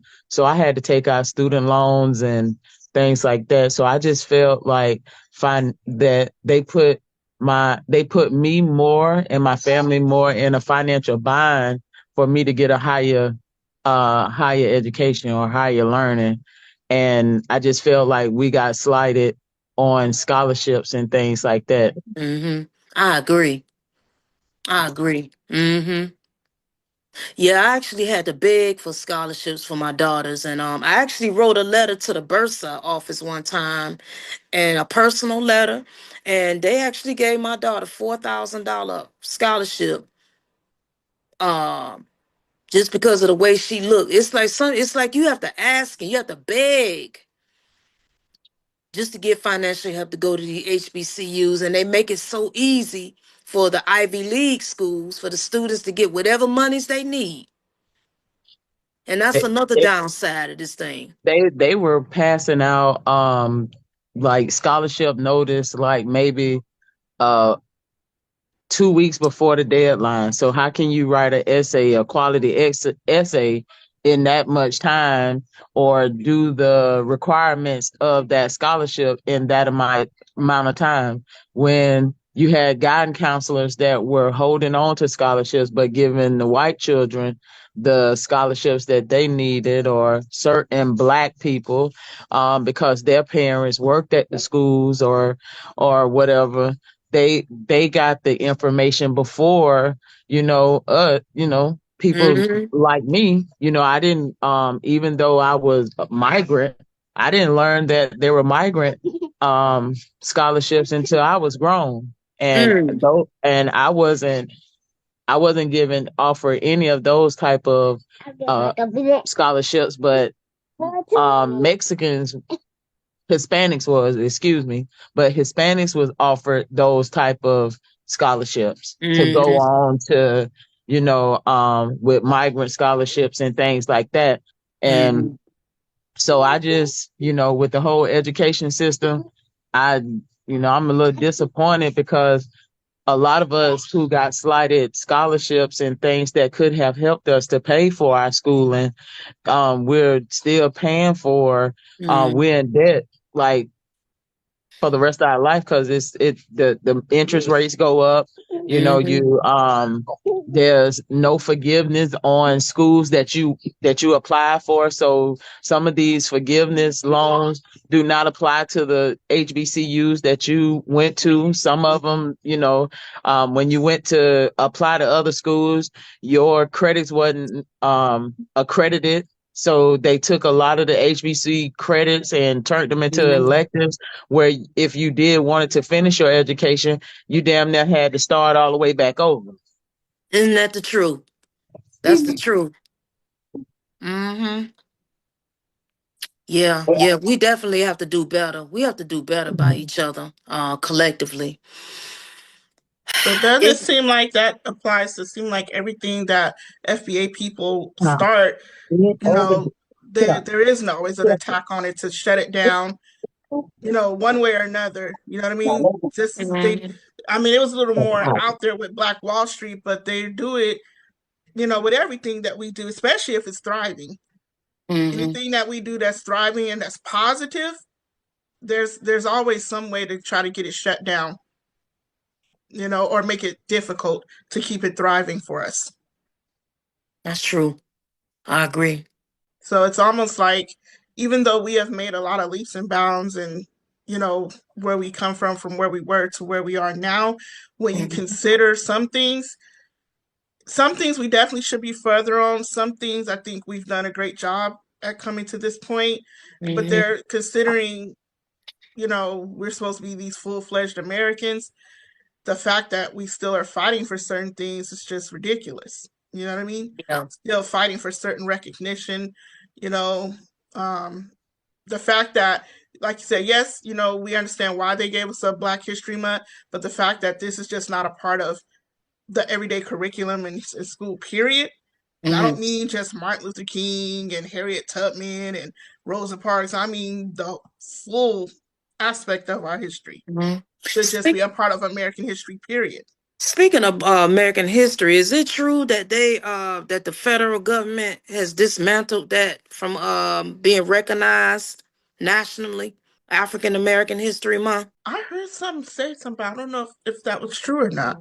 Okay, I'm gonna have to do some research on that. Wait, can you repeat that, please? What happened? Did you all hear that the federal government no longer recognizes African American history for the month of February nationally? It's been As a federal holiday, you mean? yes, no longer observed as a national holiday. Is that true? I have to research I that one mean, because myself too. if that Yeah, is I true, then they would have to do away with a lot of these other, because you have Exactly. Asian, you I have don't. Hispanic, you have Pride, you got a lot of months popping off, so you can't just do away with that. You know what I mean? And what is the reason behind it? Right. I'm black 375. So 1 month don't classify for all the history that they Exactly. try to compile in 1 month. You cannot compile a history in 1 month. Yeah. I see this as a up and a downside. The reason why I say that is I feel like with all these attacks coming against us as a people from the national platform, it's just going to force us to further unite and to do and become more self-sufficient collectively, and we just have to do everything ourselves, which what I think we should be doing anyway. We don't need them to acknowledge our ancestors and to celebrate ourselves. Because to be honest with you, if I looked like them, I wouldn't want nothing to do with y'all's business anyway. How See, can somebody of another culture tell you so much about your culture? Can't They nobody can't. tell you about your culture They no can't. more than you. We can't go inside their culture and tell them. I don't know nothing really about their culture unless what I see. We can't go inside their culture and tell them um how anything about their culture. But everybody can tell us about our culture. Everybody in every culture can tell us about our culture Mhm. besides ourselves. mm, And this seems like some of them do know more about it than some of our people do. It's they know sad. they know stereotypes. Yeah, that's Yeah. it. But they don't know the full fledged culture. They my dad was born in 41 and my mom was born in 52. My dad's mom was born in 1903 and my dad was born in 1889. So being growing up now, like my parents, I can say that I came from a line of strong individuals that instill morals and values, hard working, never buy down to nobody, but at the same time, you get an education, you don't act ignorant, and just don't be out here acting ignorant, and that education was a big factor of getting an education. That's how you gain people respect and how you keep the respect in your culture. When you have family that don't win in the military and they fought in the Vietnam War, and besides that, you still have your family here fighting the war, being sharecroppers or farmers, or let's put it the pretty name, migrants. So Mhm. when you come from a line of that, and people trying to tell you your history, you don't know my history unless you've been inside my history. Exactly. I feel you. I feel you. Hmm. It's true. But Yeah. So doesn't while it seem like that's what they kind of do with us often when we make a little bit too much of a huff and a puff? They give us these little things like, well, give them a week, okay, give them a month, you know what I mean? Give them Martin Luther King Day, give them Juneteenth, you know what I mean? They give us Hmm. these little, you know what I mean, little tokens to shut us up. Oh, they talking about reparations, give them Juneteenth, they'll shut up. You know what I mean? Oh yeah. yeah, Well, how, well, how can well. so, How can somebody give somebody reparations when you don't even want to keep your own mom and daddy land when they pass it on to you? But you run around and saying that about reparations. You got people around here got bukus of land that they have inherited and still don't want to take care of that. So if somebody do give you 40 acres and a mule, are you going to take care of that? Are you going to do, or are you going to lose it right back to the people who you done got it from? We can't keep begging these people for all these things when we have to get out and go get it ourselves. Totally agree. That Yeah. makes a lot of sense, and somebody needs to hear that. Do, I'm not gonna keep we can't sit up here and say, oh, the white man, they doing this, they doing that, the white man, the white. How you gonna keep begging the same people that have oppressed you for many, many years? How you gonna ask them to liberate you? They not gonna liberate you. They're not gonna do anything. We got to liberate ourselves. We got to Right, come together as a nation of people and do what we have to do amongst our own community and culture. Whatever right, culture means to you, build your village up, build right, your community up. You can't be out here trying to save the whole world. We got to start within our own communities. And right. that's what first starting with our household and then mhm. working from our households, working on the outside. Because if we ain't got our households together and if we ain't got ourselves together, how we gonna be out here trying to get community and culture together? I totally agree. And we definitely got to stop looking for that fast dollar. Because, like you said, even if they gave you the 40 acres and a mule, I was watching a skit some years back from Dave Chappelle where he was saying that everybody got reparations and he was showing what the people were doing. They was out buying shoes, chicken, Exactly. cigarettes, like they was doing the So most with this you get 40 reparation acres. money. What you gonna do? You're gonna try to take a loan out on it and then go buy things that you don't need. You're not gonna take them 40 acres and try to build a community. You and or try to put houses on it to reinvest in that 40 acres to build wealth for your family. Mm-hmm. So what Mm-hmm. I'm hearing is that the greater of our people are lacking the financial literacy and education in order to be able to know how to operate better in what they do. Mm. Yes, Is that what yes, you're saying? Mm-hmm. yes. Yes, exactly. So if they do if we're fighting about reparations, how they know if we give it, why would we give them reparations and all they're gonna do is go out and buy clothes, shoes and jewelry and throw money in the air. You can look at income tax time and see what a lot of folks would do with Exactly. reparations. Just see what Ooh-wee. they do around income tax time. You all about to crawl down a rabbit hole now. I mean, everybody geared up, setting up because they know that you're gonna take that money and go invest it in something else that is a liability instead of taking your money or people getting together and putting their money together in one corporation and now we're going and buying up 40 acres. Mm-hmm. Now we're investing it and now we're looking to see a return on there, but how are we going to get anywhere? This is what they do. They bring their coins together. So Mm-hmm. when they bring their coins together, it now we can do more with more coins. If we sitting Mm-hmm. here trying to wait 10 years, 5 years, when I retire, I'm gonna invest my money. We need to take if you're getting a lump sum of money like that every year, everybody need to come together as a corporation and invest in 40 acres.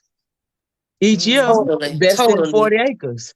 You know, Mm-hmm. I'm just dying to join up with a group of people that's willing to Ah, do don't say something that. like that. Don't say dying, sis. Don't Well, you say. know what I mean. I'm telling you, I would love to join up with some people to come together to buy land together. I really would.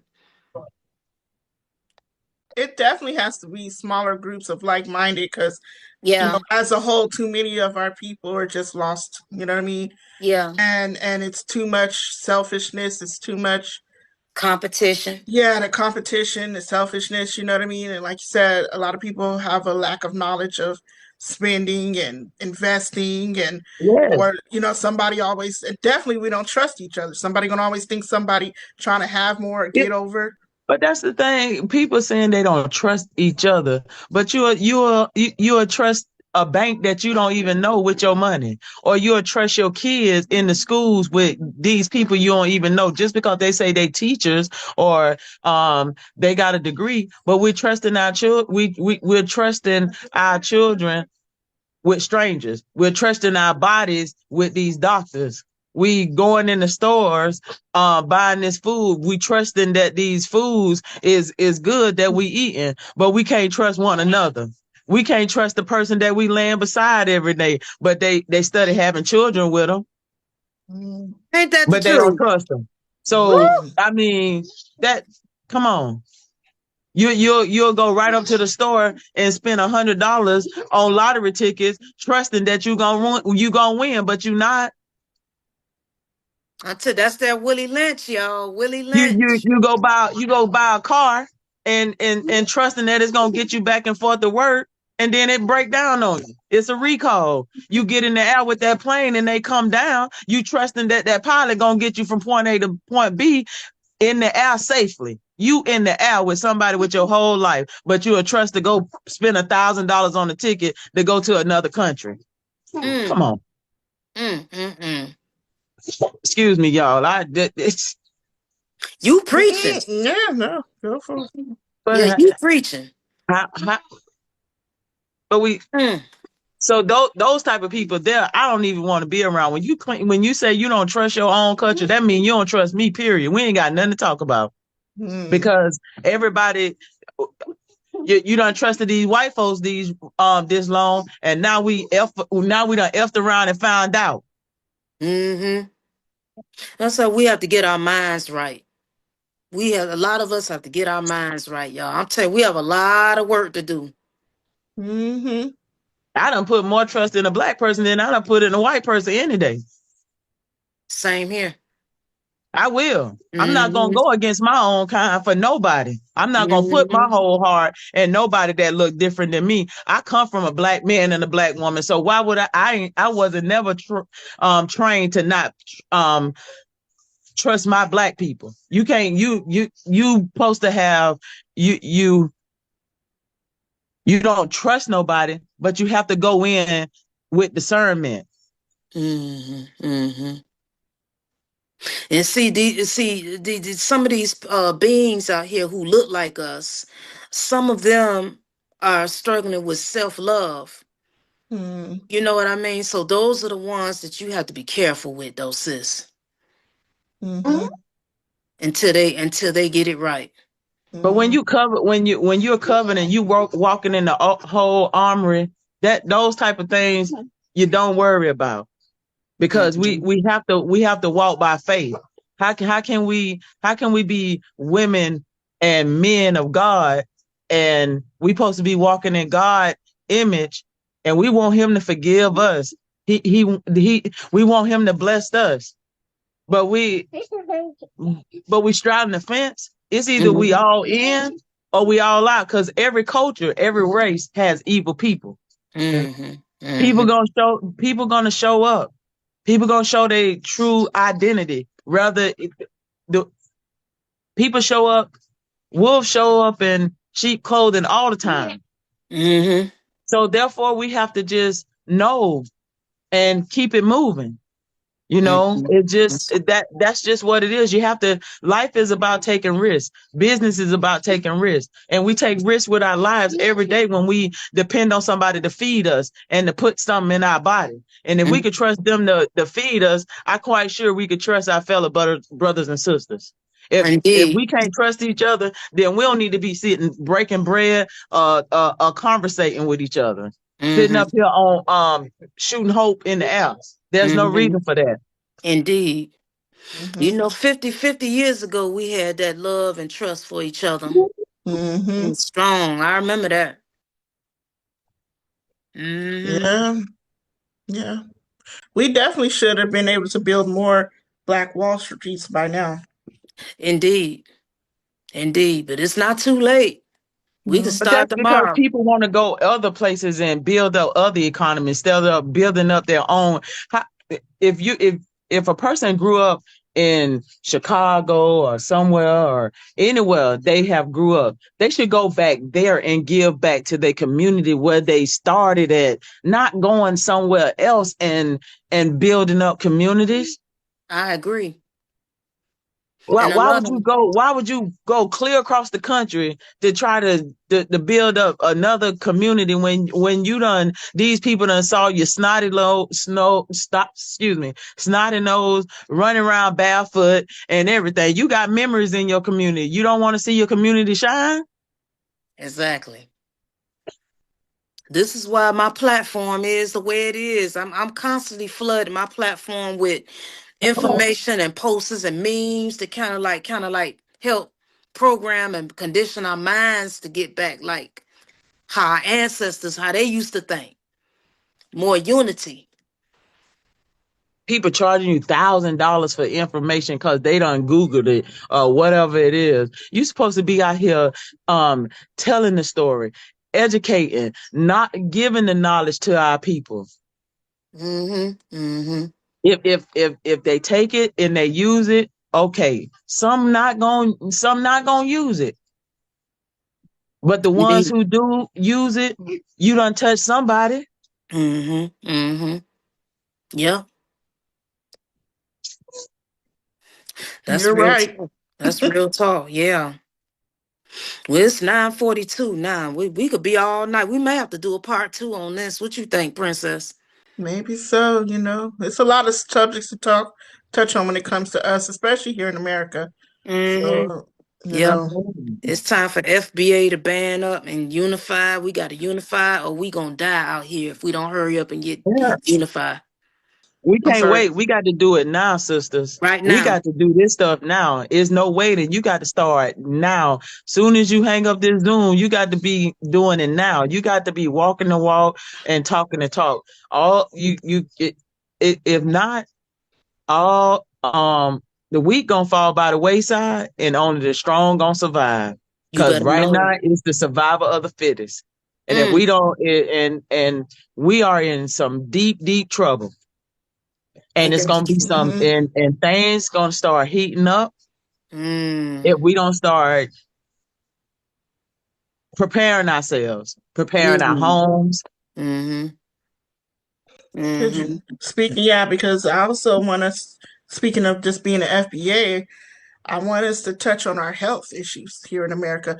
It's too much hypertension, diabetes, sickness, and disease.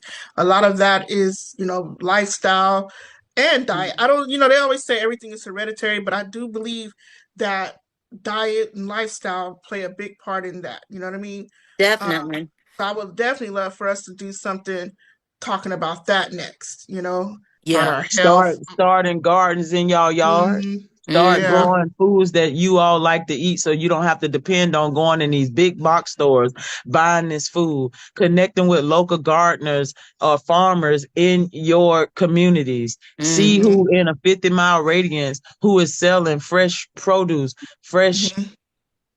whatever you eat.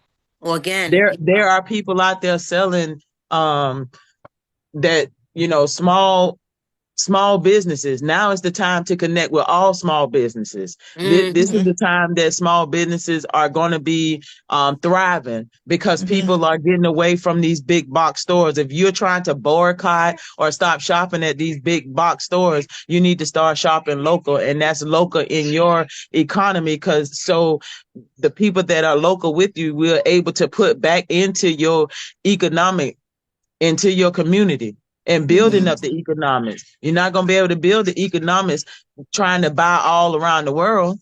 Hmm. Exactly. You have to buy within your community. Mm-hmm.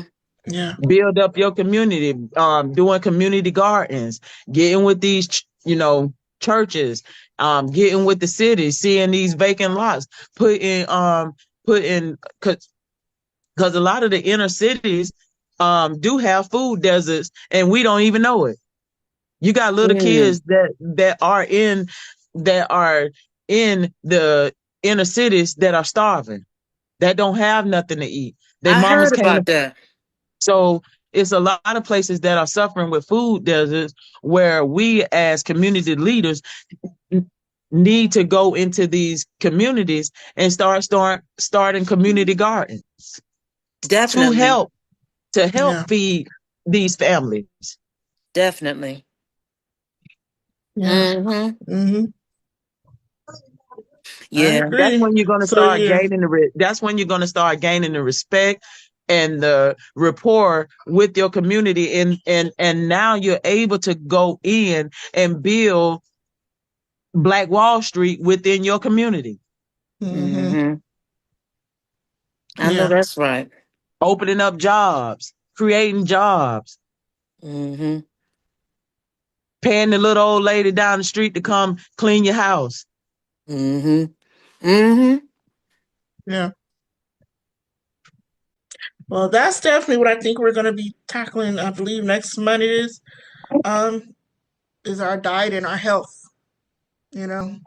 Yeah. Yeah. Hmm. Any last minute words? And I'll tell you, I'm so grateful to all you ladies and the panelists for coming, giving us your time and sharing your wisdom with us. I learned a lot from you all tonight too. Yeah, we thank you Indeed. so much.